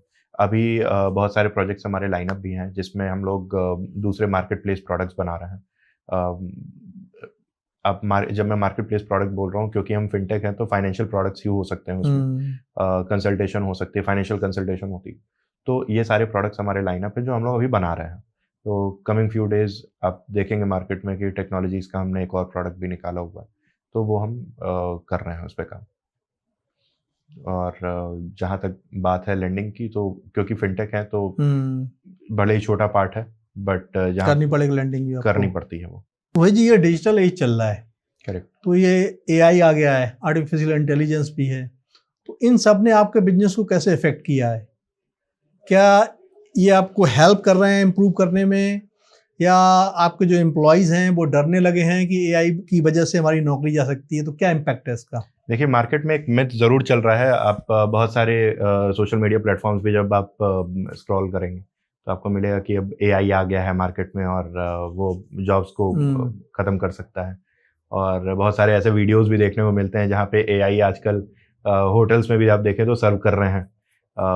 वहाँ पे चीज़ें लग चुकी हैं, बट एक्चुअली अगर देखें फिनटेक वर्ल्ड की, अगर मैं पर्टिकुलरली बात करता हूँ, तो फिनटेक में एआई हमेशा एम्पावर ही कर रहा है। अच्छा। इससे पहले जब डीएसएस से हम लोग स्टार्ट करते हैं, डीएसएस का जो मॉडल था वो आपको लोन दिलवाते थे, एनबीएफसीज या बैंक्स के पास लेके जाते थे, देन बैंक्स उसको एनालाइज करते थे। फिनटेक्स जब मार्केट में आए तो वही चीज़ें डिजिटल हो गई, बट अब उसमें एक स्टेप और इंक्रीज हो गया है, या मैं उसको कहूँगा कि एक बेटरमेंट की तरफ मार्केट बढ़ चुकी है, जहाँ पे एआई आ चुकी है मार्केट में। उससे एक अच्छी चीज़ ये हुई है एनबीएफसीज और बैंक्स और फिनटेक्स तीनों के लिए, कि जब आपके पास कोई कस्टमर आता है, वो लोन के लिए अप्लाई कर रहा है या फिर किसी भी प्रोडक्ट के लिए वो अप्लाई कर रहा है, हो सकता है वो इंश्योरेंस लेने के लिए आया हो, या अपने बाइक का इंश्योरेंस ले रहा है, हेल्थ इंश्योरेंस ले रहा है, या कोई और प्रोडक्ट ले रहा है, इन्वेस्टमेंट के लिए आ रहा है, तो एआई उसमें आपको एक बहुत बड़ा बूस्ट देता है, स्टार्टिंग फ्रॉम लेंडिंग। कि मान लीजिए आपने अपना लोन अप्लाई किया, ठीक है, पहले मुझे एक प्रॉपर एक टीम लगती थी जिसमें मुझे देखना होता था कि बैंक स्टेटमेंट सही है कि नहीं है, कहीं केवाईसी करना, हाँ, तो फॉर्जरी तो नहीं हुई है उसमें, कुछ चेंजेस करके तो नहीं दिए। जब से एआई आई है तो बहुत सारे एम्प्लॉयज़ का काम भी हमारा आसान हुआ है, तो मैं वहाँ चेक कर सकता हूँ कि वो बैंक स्टेटमेंट करेक्ट है कि नहीं, केवाईसी डॉक्यूमेंट जो दिए गए हैं वो करेक्ट है कि नहीं, क्योंकि जो कि नेकेड आई से पकड़ना बहुत ही मुश्किल काम था। तो एआई हमेशा एम्पावर ही कर रहा है। जहाँ तक बात है एम्प्लॉयज़ की, किसी की नौकरी नहीं जाने वाली है और हमेशा एम्पावर ही करेगा। बस शर्त यह है कि आप उसको करेक्ट वे में यूज़ करें। तो फिनटेक्स में एआई का हमेशा से रास्ता ओपन है। एज अ फिनटेक हम लोग भी एआई पे काम कर रहे हैं, बहुत सारी चीज़ें हम लोग भी डेवलप करने की कोशिश कर रहे हैं, जिससे लेंडिंग भी आसान हो, इन्वेस्टमेंट भी आसान हो, ये भी पहचानने में आसानी हो कि अगर कोई कस्टमर मेरे पास आया है तो वो कस्टमर खुद में कितना जेन्युइन है। अगर वो इन्वेस्टमेंट के लिए भी आ रहा है, कल को मैं अगर इन्वेस्टमेंट प्रोडक्ट के लिए भी किसी से टाई अप करता हूँ, तो मुझे ये पता होना चाहिए कि अगर वो इन्वेस्टमेंट कर रहा है तो जो पैसे आ रहे हैं वो जेन्युइन सोर्स से हों। ऐसा ना हो कि वो किसी नॉन लेजिटिमेट फंड्स लेके आया मार्केट में और उसने इंट्रोड्यूस कर दिया, जिससे कंपनी को भी हार्म होगा और जहाँ वो पैसे जा रहे हैं वहाँ भी होगा, और ऑब्वियसली इकोनॉमी हमारी तो खराब होगी। तो ये एआई का बहुत बड़ा रोल है इसमें, और मुझे लगता है कि एआई का वैसे ही वेलकम होना चाहिए जैसे एक एम्प्लॉय का होता है, और एम्पावर ही करेगा। अच्छा, इसके अलावा आप इन्वेस्टमेंट में भी हेल्प करते लोगों की? जैसे अगर मुझे इन्वेस्ट करना है, एसआईपी करनी है, तो क्या मैं आपके पास आ सकता हूँ?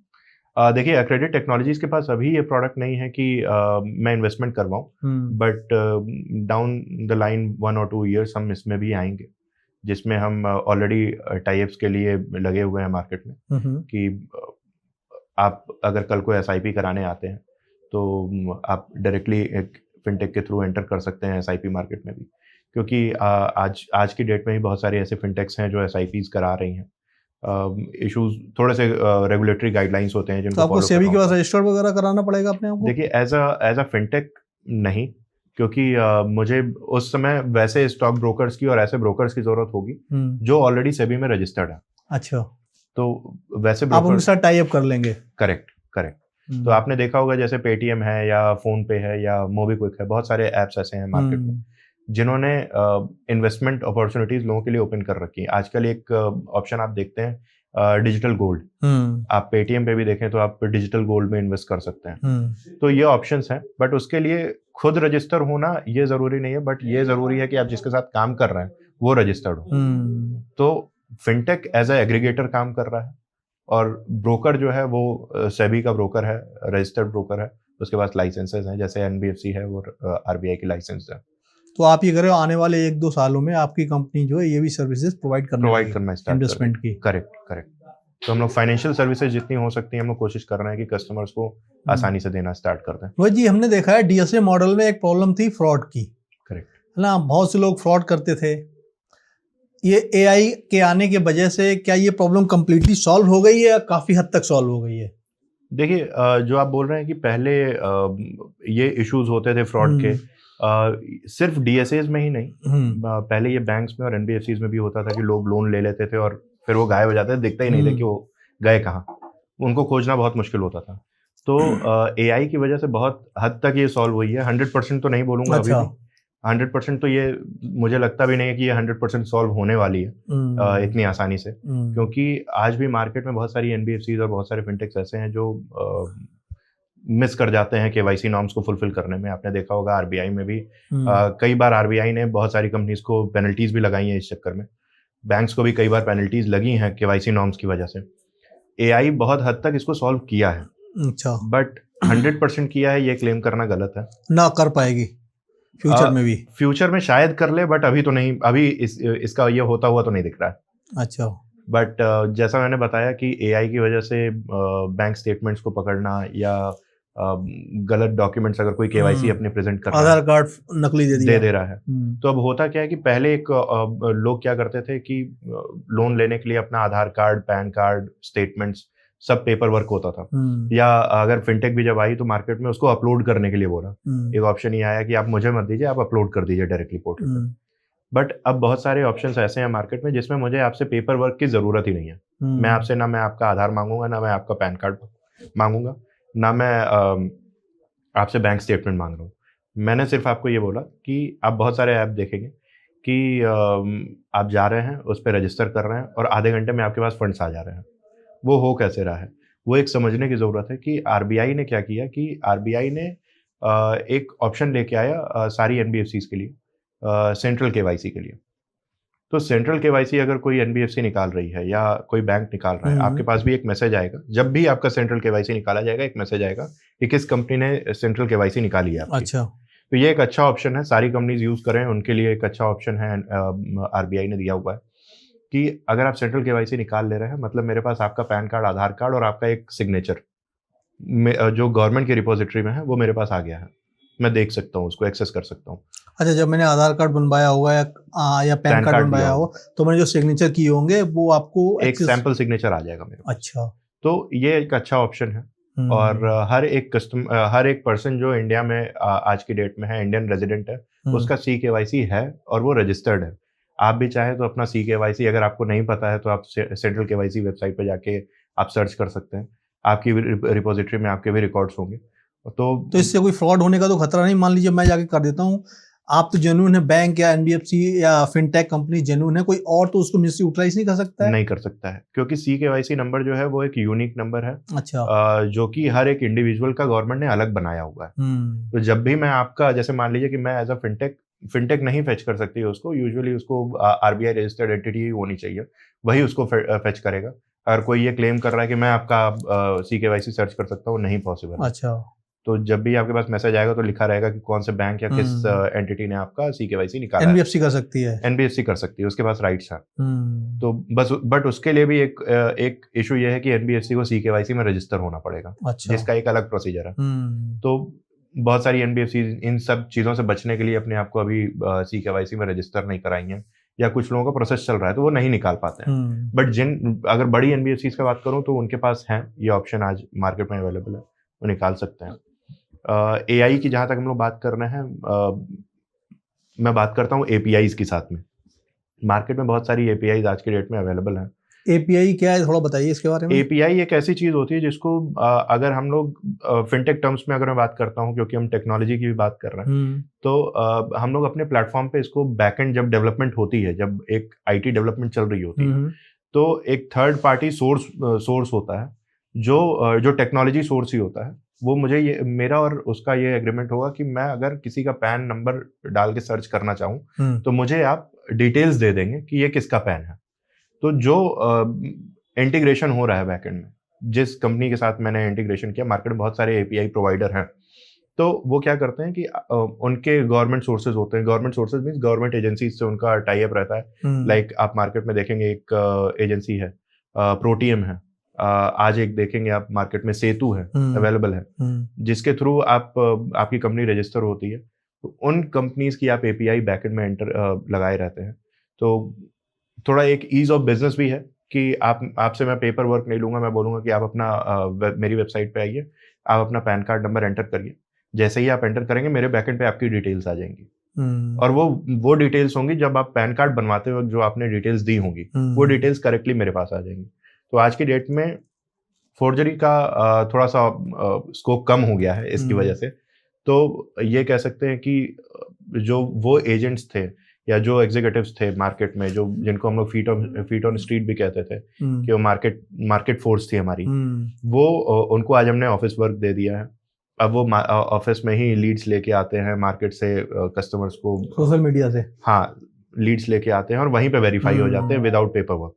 तो कस्टमर के लिए भी एक इजी वे हो गया है लोन लेने के लिए, और कंपनी के लिए ईज ऑफ बिजनेस हो ही गया है। तो वहाँ पे वेरिफिकेशन बहुत ईजी है।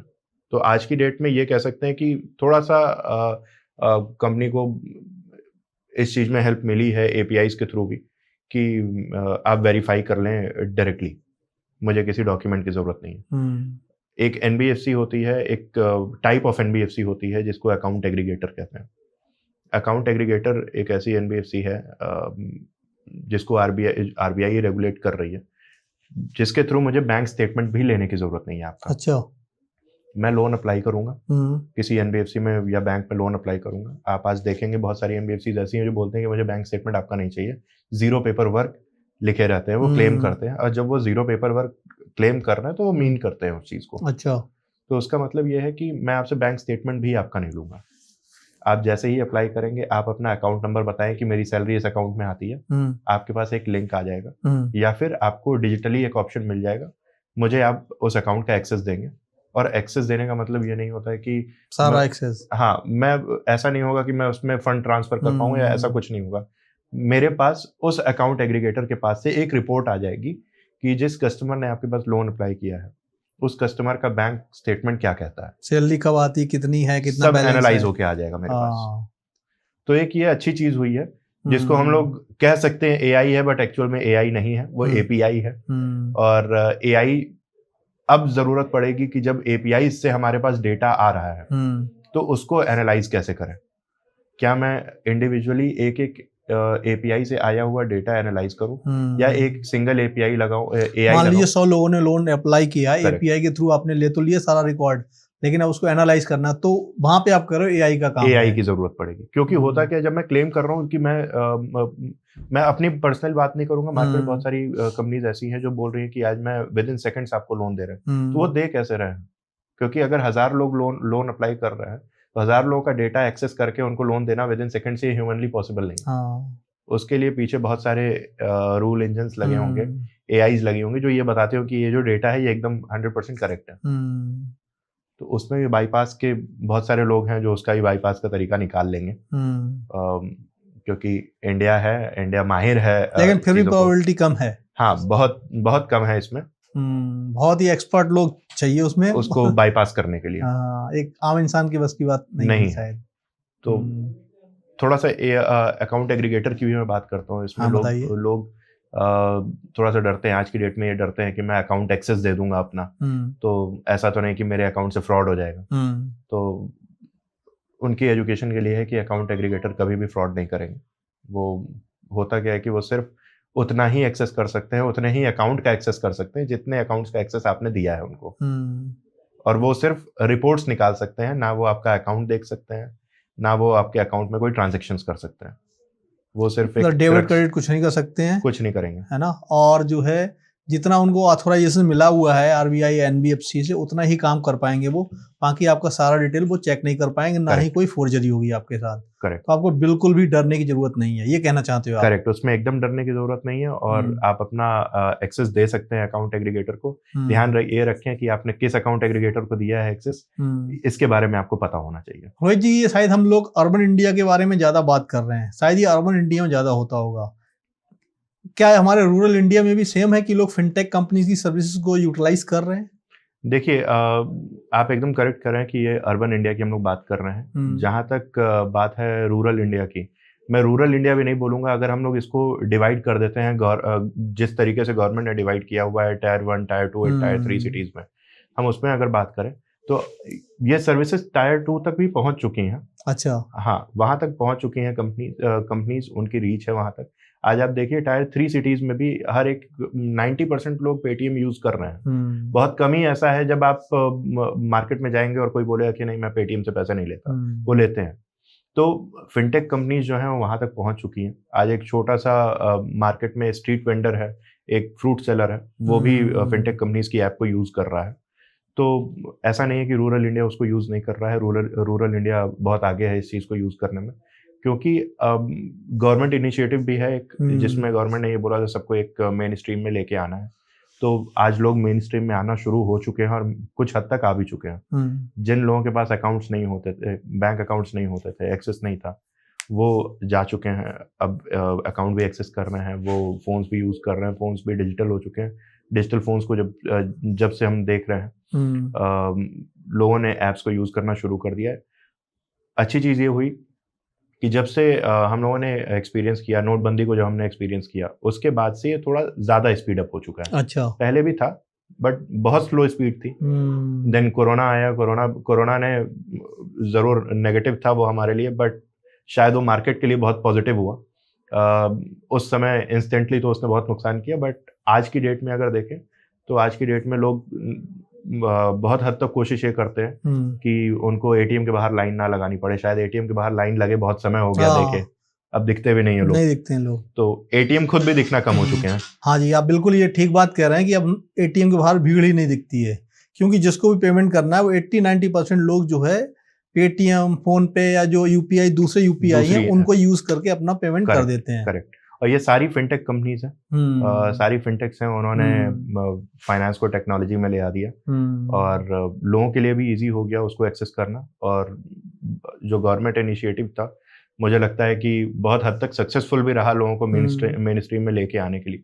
और जहाँ तक मेरा अंदाजा है आज के समय में मोर देन 80% और 90% लोग यूज करते होंगे। लेकिन मुझे एक बात आपकी समझ में नहीं, अभी आपने कहा कि कोरोना के टाइम में आपकी कंपनी को थोड़ा सा नुकसान हुआ, मतलब तो ये कैसे? क्योंकि उस समय तक अगर हम लोग यूपीआई की बात करें तो यूपीआई तो बहुत ज्यादा चलने लग गया था, कैश तो लोगों ने देना बंद कर दिया था, तो ये कैसे आप कह रहे हैं? समझ नहीं आया मुझे, थोड़ा इसको समझाइए। मैंने कंपनीज के नुकसान की बात नहीं की, मैंने ये बोला कि मार्केट को थोड़ा सा एक झटका लगा था कि हाँ अब लोग कैश यूज करना कम कर देंगे। तो मैंने ये बोला कि लोग जब मेन स्ट्रीम में नहीं थे, कोरोना के बाद और ज्यादा लोग यूज करना इसको स्टार्ट कर दिए। अच्छा। तो आज के समय में जो टियर 3 सिटीज भी हैं, वहां पे भी कोरोना के बाद ये एक एजुकेशन आ चुकी है कि मुझे ये चीज यूज कैसे करनी है। आज की डेट में मैंने बहुत टाइम ये देखा है और एक्सपीरियंस भी किया है, जो ओल्ड एज पीपल भी हैं इंडिया में, जिनको हम सीनियर सिटीजन्स भी अगर हम कंसीडर करते हैं, अगर हम सीनियर सिटीजन्स की बात करें तो आज से 10 साल पहले जो सीनियर सिटीजन थे और आज जो सीनियर सिटीजन है, उनके में जमीन आसमान का अंतर है। आज हमारे सीनियर सिटीजन जो हैं वो भी सोशल मीडिया पे अवेलेबल हैं, तो मेन स्ट्रीम में तो आए हैं वो लोग। और मैं ये कहूंगा कि जो इनिशिएटिव गवर्नमेंट ने लिया था मेन स्ट्रीम में ले आने के लिए, वो फुलफिल भी हुआ है और उसमें बहुत हद तक हाथ फिनटेक कंपनीज का है, टेक्नोलॉजी का है, और आगे आने वाले समय में ये वैसे ही बढ़ता रहेगा। आज हम लोग देखते हैं कि पहले हम लोग अपना पैन कार्ड की कॉपी देते थे, आधार कार्ड की कॉपी देते थे, आज ई-केवाईसी, सी-केवाईसी, ई-नैच और जाने क्या डिजी लॉकर, ये सारी चीजें आ गई हैं। तो इन सब चीजों ने कैसे इम्पैक्ट किया आपके बिजनेस को? देखिए, मैं जो आप बात बता रहे हैं कि पहले हम लोग डॉक्यूमेंटेशन पे ज़्यादा भरोसा करते थे। मैं एक पेपर निकालता था और उस पर सिग्नेचर करता था, फॉर दिस यूज ओनली लिख के सिग्नेचर करके मैं देता था। आज की डेट में डिजी लॉकर आ चुका है, आज की डेट में बहुत सारी एपीआईज आ चुकी हैं। तो एपीआईज ने एम्पावर किया है हमारी इंडस्ट्री को, और फाइनेंस इंडस्ट्री तो ऑब्वियसली बहुत एम्पावर हुई है इससे। फाइनेंस इंडस्ट्री के अलावा बहुत सारी और भी इंडस्ट्रीज हैं जिनको इन्होंने एम्पावर किया है इन एपीआईज ने। जहाँ तक पैन कार्ड की बात है, पैन कार्ड है, आधार कार्ड है, एक ओटीपी पे आप उसको एक्सेस कर सकते हैं। शर्त यह है कि आप उसको केयरफुली यूज करें, ऐसा नहीं कि मैं कहीं भी जाके उसको यूज कर रहा हूँ, क्योंकि अपनी सेफ्टी अपने ही हाथ में है आज भी। क्योंकि जब जितना ज़्यादा टेक्नोलॉजी बढ़ेगी ये चीज़ें उतनी ही ज़्यादा सेंसिटिव होती जाएंगी। और एक पैन कार्ड, एक आधार कार्ड में आपका सारा डेटा है, आपका बैंक पूरा उससे जुड़ा हुआ है। आपके जो घर में आप बहुत सारी टेक्नोलॉजी यूज़ करते हैं, आपके आधार कार्ड पैन कार्ड से वो भी एक्सेस हो सकती हैं, बहुत हद तक एक्सेस किया जा सकता है उनको। तो हमेशा जैसे आप सोशल मीडिया यूज़ कर रहे हैं, आज की डेट में बहुत सारे सोशल मीडिया पे एक वेरिफिकेशन चीज़ें आ गई हैं, वेरीफाई करना अपने प्रोफाइल को ज़रूरी हो गया है। तो उसमें देखिए, उसमें भी बोलता है कि बोला जा रहा है कि आपको अपना आधार कार्ड से या पैन कार्ड से आपको वेरीफाई करना है। तो बैकएंड पे उसके एपीआईज लगी हुई हैं जो वेरीफाई कर रही हैं। तो इन चीज़ों ने बहुत हद तक एम्पावर किया है इंडस्ट्री को, और फाइनेंशियल इंडस्ट्री को तो बहुत ज़्यादा ही एम्पावर किया है, क्योंकि अब किसी को भी अपना डॉक्यूमेंट देने की ज़रूरत नहीं है। जो इंटेंशनल डिफॉल्टर्स थे, जो गलत डॉक्यूमेंट्स देते थे, मार्केट में ना के बराबर हो चुके हैं, अभी भी हैं। डिजिटल लोन लेने पे ऐसा नहीं होता कि वो डिफ़ॉल्ट नहीं करेंगे, बहुत सारे लोग ऐसे होते हैं जो डिफ़ॉल्ट करेंगे, बट ठीक है, उनकी संख्या बहुत कम हो गई है आज की डेट में। पहले पेपर वर्क करते थे, उनको पता रहता था कि मैं पेपर दूंगा, फाड़ के फेंक दूंगा पेपर, आप कहाँ जाओगे खोजने। आज की डेट में ऐसा नहीं हो सकता है। आप अगर डिजिटली आप कहीं अवेलेबल हैं तो आपके फुटप्रिंट्स कहीं ना कहीं मिलेंगे।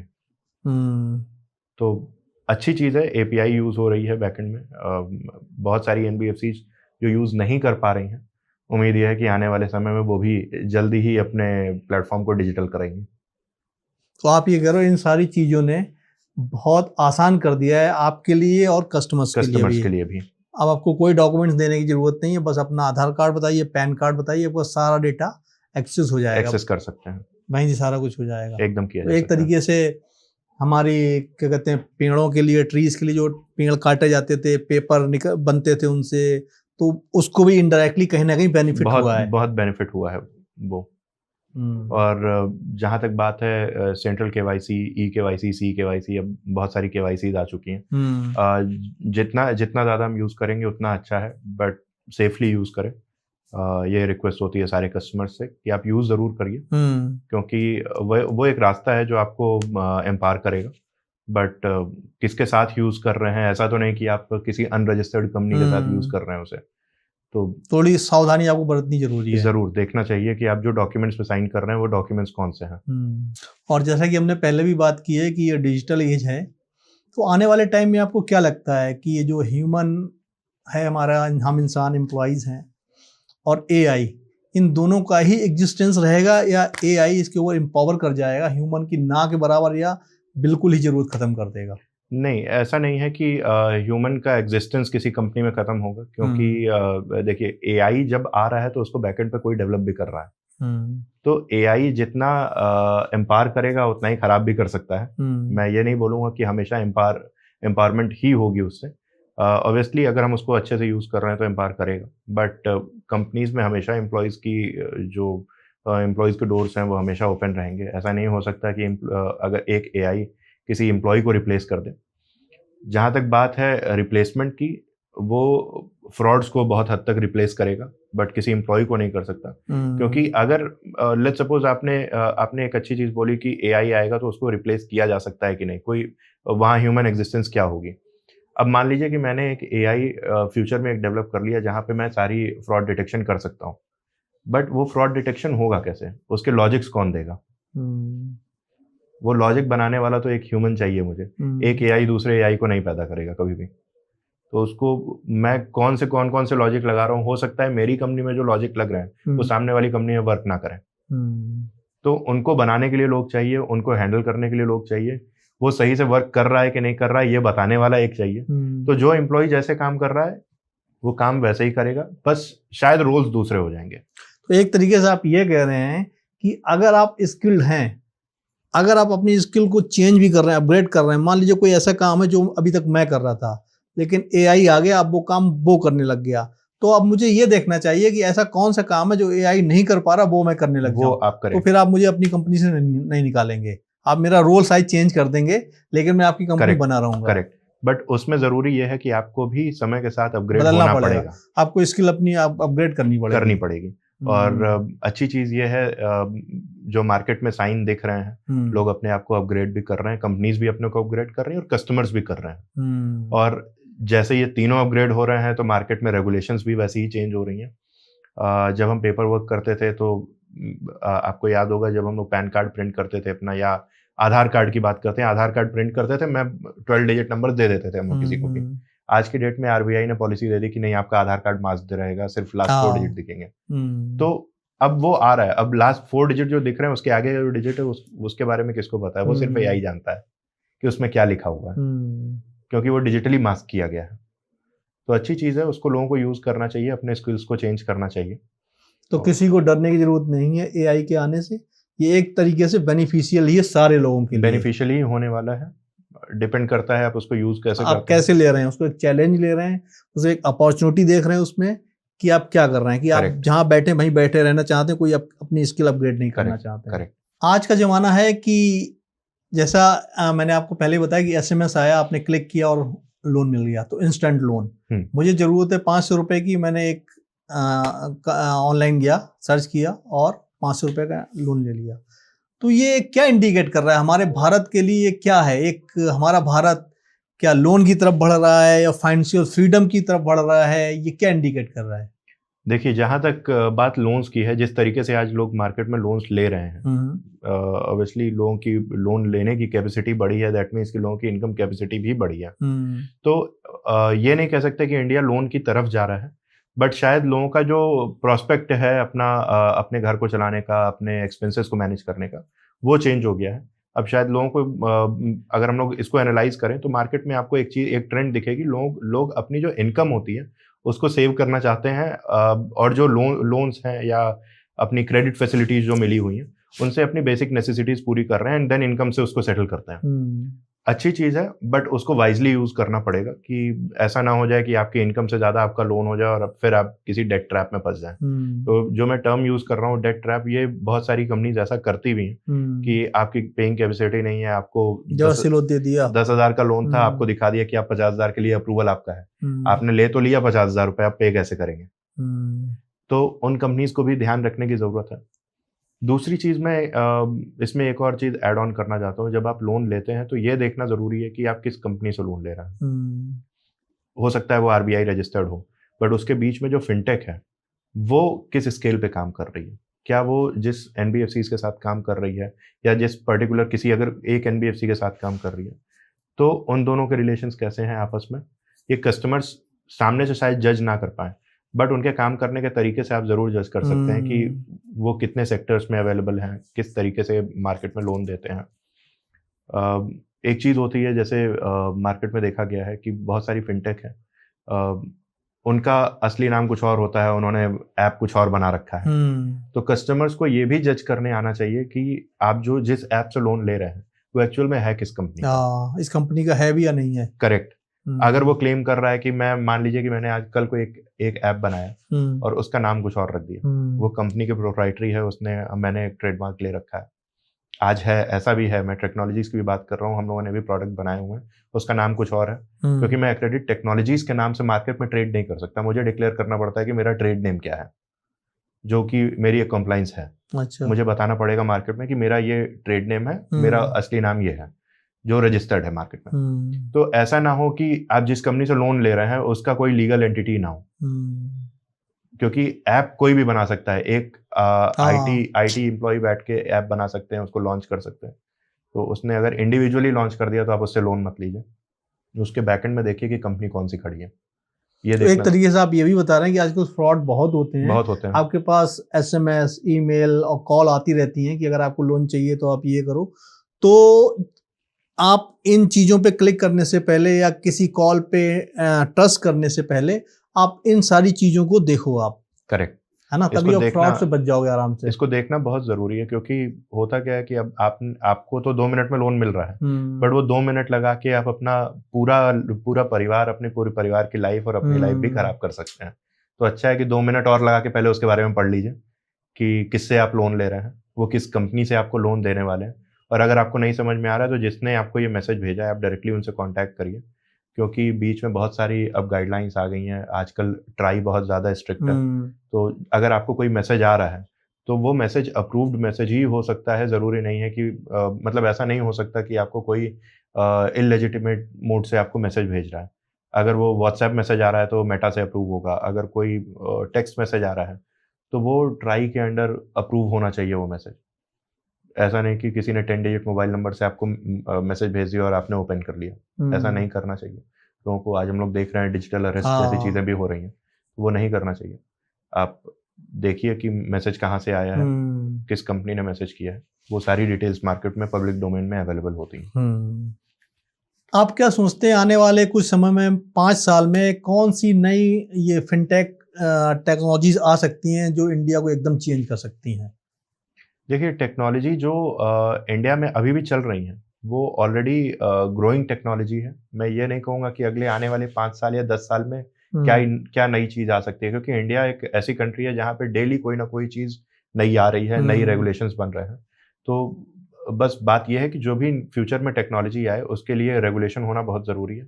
ऐसा ना हो कि वो टेक्नोलॉजी आ जाए उसके बाद हम एक नई रेगुलेशन निकाल रहे हैं, ये गलत चीज़ है। पहले हमारे पास रेगुलेशन होनी चाहिए आगे आने वाली चीज़ों के लिए भी। जहाँ तक बात है नई चीज़ें क्या आ सकती हैं, आ सकने में तो हमारे पास बहुत सारे ऑप्शन ओपन है। लाइक हमारा जो लोन है वो विदाउट अप्लाई किए भी हम लोन ले सकते हैं। अच्छा। आप खाली जाएं, अपना मोबाइल नंबर डालिए और आपको लोन मिल सकता है। ये भी आ सकता है मार्केट में। बट देखना यह है कि वो टेक्नोलॉजी कितना फिजिबल है मार्केट के लिए। अभी जो टेक्नोलॉजीज चल रही हैं, जिस तरीके से इन्वेस्टमेंट हो रही है मार्केट में, मुझे लगता है उसको बहुत ज़्यादा चेंज करने की नहीं, उसको अपग्रेड करने की ज़रूरत है। वो अपग्रेड हो रहा है। और आईटी कॉलेजेस के लिए भी एक चीज़ होती है कि अगर नई टेक्नोलॉजी आ रही है तो उनको पढ़ाना ज़रूरी है। लोग पढ़ें, क्योंकि होता क्या है कि आज भी मार्केट में बहुत सारे आईटी एम्प्लॉयज़ हैं, हम लोग के पास भी आते हैं बहुत सारे आईटी एम्प्लॉयज़ ऐसे हैं जो पुरानी चीज़ें पढ़ के आए हैं, बट आज टेक्नोलॉजी क्योंकि चेंज हो चुकी है अपग्रेड तो नहीं किया वो है। खुद ही नहीं समझ पाएंगे कि उन्होंने जो पढ़ाई की है और जो यूज़ हो रहा है वो बहुत डिफरेंट है। तो एक तरीके से आज की डेट में मुझे नहीं लगता कोई कंपनी ऐसी है जो ये किसी भी एम्प्लॉय को ये बताती है कि आपको कैसे काम करना है। कोई भी कंपनी है वो स्किल्ड लेबर हायर करती है, स्किल्ड एम्प्लॉय हायर करती है, वो इसी शर्त पे हायर करती है कि आपको आता है सबको एक्सपीरियंस दो आप। करेक्ट। तो जब एक आईटी कॉलेज से किसी को हायर किया जाता है, एक आईटी पास आउट है कोई, तो उससे ये एक्सपेक्टेशन होती है कि आपको नई चीज़ें आती होंगी। बट देखा गया है कि बहुत सारे आईटी कॉलेजेस हैं आज भी, उनके करिकुलम को आज भी अपग्रेड नहीं किया गया है। तो एक मार्केट से थोड़ा सा नेगेटिव फीडबैक रहता है आईटी कॉलेजेस के लिए भी कई बार कि अपग्रेडेड लोग नहीं है मार्केट में। तो उनको भी अपग्रेड करना ज़रूरी है, तभी हम एक नई टेक्नोलॉजी की ओर जा पाएंगे। तो अपग्रेडेशन बहुत ज़रूरी है। अच्छा, कहते हैं कि यूएसए, यूके, ऑस्ट्रेलिया वगैरह हम लोग से काफ़ी साल आगे हैं। करेक्ट। तो क्या कोई ऐसी फिनटेक की टेक्नोलॉजी है जो वहाँ पे यूज़ हो रही है और आपको लगता है आने वाले कुछ सालों में वो इंडिया में आने वाली है? देखिए, जब ये कहा जाता है कि फिनटेक की दुनिया में यूएसए या चाइना भी है। चाइना एक अलग ही कंट्री है जो अपने अलग ही स्केल पे ग्रो कर रहा है। चाइना है, जापान है, ऑस्ट्रेलिया है, ये डेवलप कर रहे हैं। ऐसा नहीं कि उन्होंने कोई नई चीज़ की है। जो हमने किया है या जो हम कर रहे हैं, आज वो लोग भी वही चीज़ करते हैं। और कई हद तक देखा गया है कि उनके पास कई सारी चीज़ें कम हैं जो हमारे पास एक्स्ट्रा हैं। अच्छा। अब एक्स्ट्रा की अगर बात करें तो देखिए, अगर आप अब हमारे पास जैसे यूपीआई पेमेंट्स हैं, 99% कंट्रीज में आज भी यूपीआई पेमेंट जैसी फैसिलिटी नहीं अवेलेबल है। आज भी जब दूसरे देशों के राष्ट्राध्यक्ष आते हैं, पीएम्स आते हैं या प्रेसिडेंट्स आते हैं, तो वो इंडिया में यूपीआई देख के बहुत चौंक जाते हैं कि तो वहाँ पे ये लोग कैसे हो रहा है। पेमेंट करते हैं ये? आज भी देखिए, अगर यूएस की बात करें, यूएस में आज भी डिजिटल मोड्स अवेलेबल हैं, बट उनके पास ऑफलाइन मोड्स भी अवेलेबल हैं। उनके पास एटीएम्स हैं, क्रेडिट कार्ड्स हैं, जो वाइडली यूज हो रहा है। अच्छा, यूपीआई है नहीं यूएसए में भी? आज भी जहां तक मुझे नॉलेज है, अभी तक तो वो यूज नहीं कर रहे हैं। अच्छा। तो जहां तक ओटीपी सिस्टम है, ओटीपी सिस्टम यूएसए में बहुत बाद में इंट्रोड्यूस हुआ था। इंडियन बैंकिंग सिस्टम में ओटीपी बहुत पहले से यूज हो रहा है। मुझे लग रहा है मैं भी जब बहुत छोटा था बचपन में, मुझे याद है कि ओटीपी सिस्टम्स आ चुके थे, बट यूएसए में बहुत बाद में इंट्रोड्यूस हुआ। तो ये तो बहुत बड़ा कॉम्प्लीमेंट है हमारी कंट्री के लिए। बहुत बड़ा कॉम्प्लीमेंट है। और इसको, बट बात यह है कि शायद कंसिडरेशन इसकी नहीं हुई मार्केट में। तो गवर्नमेंट को भी इस पे थोड़ा ध्यान देना चाहिए कि जहाँ पे हमारी टेक्नोलॉजी आगे बढ़ चुकी है उसको अपग्रेड करें। और कंपनीज को भी ध्यान देना चाहिए इस चीज़ पे कि कभी ये डाउनफॉल पे ना चली जाए। बट आज भी ऑब्वियसली यूएसए, ऑस्ट्रेलिया हमसे आगे हैं, उसका रीज़न है क्योंकि वो वाइडली यूज़ कर रहे हैं टेक्नोलॉजीज को। हमारे यहाँ यूज़ करने वाले लोग ही नहीं है, लोग डरते हैं आज लोग भी। डरते हैं आज भी। आपकी इंडस्ट्री में अगर कोई करियर बनाना चाहता है तो उसको क्या आना चाहिए? टेक्नोलॉजी आनी चाहिए या उसको कंप्लायंस के बारे में पता होना चाहिए या क्या होना चाहिए, क्या जरूरी है? देखिए, मैं पर्सनल लेवल पे बात करता हूँ, जिस तरीके से हम लोगों ने भी स्टार्ट किया। मैं ये नहीं कहता किसी फिनटेक में करियर बनाने के लिए आपको टेक्नोलॉजी आना ज़रूरी है, आपको कंप्लायंसेस पता होने चाहिए। ये बहुत अपर मैनेजमेंट की बात है जहाँ पे टेक्नोलॉजी और फाइनेंस की बात होती है कि स्ट्रेटजीज जैसे बिल्ड होती हैं। मेन चीज़ ये है कि आपको, सबसे बड़ी चीज़ ये है कि फिनटेक में काम करने का इंटरेस्ट होना चाहिए, क्योंकि फिनटेक एक ऐसी फील्ड है जहाँ पे आपकी पढ़ाई से ज़्यादा आपकी स्किल मैटर करती है। आपका ब्रॉड माइंड मैटर करता है कि आप कहाँ तक सोच सकते हैं किसी चीज़ को। अगर आप किसी चीज़ की क्रिएटिविटी सोच सकते हैं तो उसकी आप नेगेटिविटी कितना सोच सकते हैं। अगर मैं किसी चीज़ को कितना क्रिएटिव बना सकता हूँ, मैं क्रिएटिव बनाने के लिए तो तब सोचूंगा जब मुझे उसके कॉन्स पता होंगे कि क्या मैं उसके साथ गलत कर सकता हूँ। तो फिनटेक इंडस्ट्री में जब भी कोई आता है तो ऐसा नहीं है, हम लोग आज अगर आप मार्केट में देखेंगे तो फिनटेक्स में ऐसे भी लोग बैठे हैं जिन्होंने शायद ही ग्रेजुएशन किया हो। बहुत सारे ऐसे लोग हैं जो अभी ग्रेजुएशन कर रहे हैं। तो न्यू एज लोग जो हैं वो थोड़ा ज़्यादा इंटरेस्टेड हैं इस इंडस्ट्री में, रेदर देन जो पुराने हमारे एक्सपीरियंस्ड लोग हैं। उनके लिए ऐसा नहीं है कि स्पेस नहीं है, उनके लिए स्पेस है, बट वो स्ट्रेटजी बिल्डिंग में लोग ज़्यादा है। बट किसी को अगर एंटर करना है इस इंडस्ट्री में तो ऑब्वियसली वो कॉमर्स ग्रेजुएट हो, अच्छी चीज़ होती है कॉमर्स ग्रेजुएट हो। नहीं भी है तो एटलीस्ट अकाउंटिंग समझने वाला हो। ज़रूरी नहीं कि आपको बैलेंस शीट बनाने आनी चाहिए या आपको टैली करने आना चाहिए, आपको नंबर्स में इंटरेस्ट होना चाहिए। बहुत सारे लोग मुझे ये बताते हैं कि वो 12th में या ग्रेजुएशन में उन्होंने क्लियर नहीं किया, या उन्होंने दूसरी बार एग्जाम दिया तब, तीसरी बार एग्जाम दिया तब क्लियर कर पाए। तो क्या वो फिनटेक में आ सकते हैं? वो एकदम आ सकते हैं, उनके लिए हमेशा डोर्स ओपन है। बात यह है कि आपका इंटरेस्ट कितना है इस फील्ड में। मतलब आप ये कह रहे हो सीधा सीधा कि आपकी विल पावर होनी चाहिए, दूसरा आप सीखने को तैयार रहो। करेक्ट है ना? आप आगे बढ़ो, गलतियां करो, उनसे सीखो और उन गलतियों को रिपीट मत करो। करेक्ट। जो आपने, हमने स्टार्टिंग में बात की, आपने भी अपनी जर्नी ऐसे ही बताई कुछ। करेक्ट है ना? कि आप जो है भले कॉमर्स बैकग्राउंड से थे, आपने ठीक है इस इंडस्ट्री में थोड़ा सा काम भी किया था लोन डिपार्टमेंट में, लेकिन फिनटेक के बारे में आपको बहुत ज्यादा नॉलेज नहीं थी, एनबीएफसी के बारे में आपको बहुत ज्यादा नॉलेज नहीं थी। मुझे ये बस पता था कि काम होता है, पैसे जाते हैं, उसका सोर्स क्या होता है ये नहीं पता था। क्योंकि होता क्या है, जब आप किसी बड़ी मशीन में काम कर रहे हो तो एक छोटा बोल्ट कैसे काम करता है आपको नहीं दिखता है, बट जब आप छोटी मशीन पे आए तो आपको पता होता है कि हाँ गियर बॉक्स कहाँ है, छोटे छोटे बोल्ट्स कहाँ लगे हैं, वो आपको दिख सकते हैं। तो जरूरी है आप बड़े कंपनीज में काम करिए, आप अपना करियर वहां पे देखिए, बट आप वहां से क्या लर्निंग लेके आ रहे हैं ये बहुत इंपॉर्टेंट चीज है। और आप क्या सोचते हैं कि ये फिनटेक कंपनी को, इनकी टेक्नोलॉजीज को सबसे ज्यादा किसने हेल्प की है? ये अपने आधार कार्ड की वजह से, केवाईसी की वजह से, या स्मार्टफोन आ गए, यूपीआई आ गया, क्या आप किस बारे में क्या सोचते हैं? फिनटेक इंडस्ट्रीज को सबसे ज्यादा अगर किसी ने हेल्प किया है तो वो ग्रोइंग टेक्नोलॉजी ने किया है। ऑब्वियसली फाइनेंस की जरूरत हमेशा रहेगी इस फील्ड में, क्योंकि नाम ही फिनटेक है। तो जब तक फाइनेंस नहीं है तब तक टेक्नोलॉजी नहीं है, और जब तक टेक्नोलॉजी ग्रो नहीं करेगी तब तक फाइनेंस ग्रो नहीं करेगा।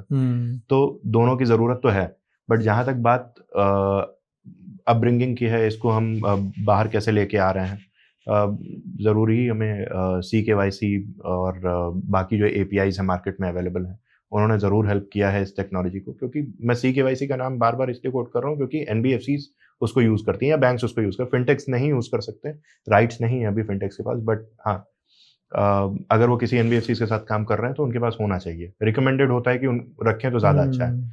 जहाँ तक बात है बाकी चीज़ों को कि UPI ने इसको ज़रूर बूस्ट दिया है, क्योंकि रीपेमेंट ईजी हो गई है फिनटेक्स में, NBFCs में, बैंक्स में। आप कहीं भी देखेंगे तो रीपेमेंट कैपेसिटी लोगों की दिखा देता है कि वो पे कर सकते हैं नहीं कर सकते हैं। आज वो जजमेंट भी बहुत आसान हो गई है कि क्योंकि आज मोस्टली जितने भी लोग हैं उन सबके पास सेविंग्स अकाउंट खुल चुके हैं, नहीं खुले हैं तो एटलीस्ट जो मार्केट में जो थर्ड पार्टी कंपनीज हैं उनके पेमेंट बैंक्स आ चुके हैं, तो एटलीस्ट वहाँ तो अकाउंट खुल चुके हैं लोगों के, जिसकी वजह से आज फिनटेक इंडस्ट्रीज को बहुत बूस्ट मिला है। तो रोहित जी, आपसे बात करते हुए बहुत मजा आया, और मुझे तो ऐसा लग रहा था कि इसको कंटिन्यू करें, बंद ही ना करें, खत्म ही ना करें, बाइंड अप ही ना हो ये, लेकिन क्या करें, समय है, इसको रोकना पड़ता है। तो हम ये भी आशा करते हैं साथ साथ कि आपका जो अभी एक्सपोजर 10 करोड़ का है करीब, ये जल्दी से 100 करोड़ हो जाए और फिर हम लोग एक बार फिर से मिलें, फिर से आपके साथ जुड़ें। तो रोहित जी, अगर कोई आपके साथ कनेक्ट होना चाहता है, आपसे गाइडेंस चाहता है, तो क्या आप उसकी हेल्प कर पाएंगे? टाइम है आपके पास? मैं एकदम हमेशा अवेलेबल हूँ। और अभी कुछ समय पहले मैंने सोशल मीडिया पे एक जगह लिखा भी था कि अगर किसी को अपना प्लेटफॉर्म रजिस्टर कराना है, रजिस्टर तो नहीं, कंसल्ट अगर लेनी है, कंसल्टिंग करनी है या टेक्नोलॉजी में किसी भी तरीके की हेल्प चाहिए, तो मैं हमेशा अवेलेबल हूँ। आप मुझे डायरेक्टली मेरे लिंक्डइन पे या कहीं पे भी कनेक्ट कर सकते हैं और वहाँ से हम डिस्कशन आगे इनिशिएट कर सकते हैं। एंड वेबसाइट कंपनी की हमेशा अवेलेबल है। आप अक्रेडिट टेक्नोलॉजीज़ की वेबसाइट पे कभी भी विजिट करें, वहाँ पे आप अपनी क्वेरीज डाल सकते हैं और हम लोग की टीम आपको कनेक्ट कर लेगी। तो दोस्तों, रोहित जी अवेलेबल हैं। आप नीचे ईमेल आ रही है रोहित जी की, इनका मोबाइल नंबर आ रहा है, इनका लिंक्डइन का प्रोफाइल आ रहा है। आप इस पर क्लिक करके जाके रोहित जी से हेल्प ले सकते हैं। ये आपकी हेल्प करेंगे। बहुत बिजी जरूर हैं, लेकिन इन्होंने जैसा कि प्रॉमिस किया है, ये आपके लिए टाइम निकालेंगे। Thank you. तो दोस्तों, आपको भी उम्मीद है बहुत मजा आया होगा। तो आपका दोस्त और होस्ट पुनीत कुमार त्रिवेदी अब आपसे विदा चाहेगा।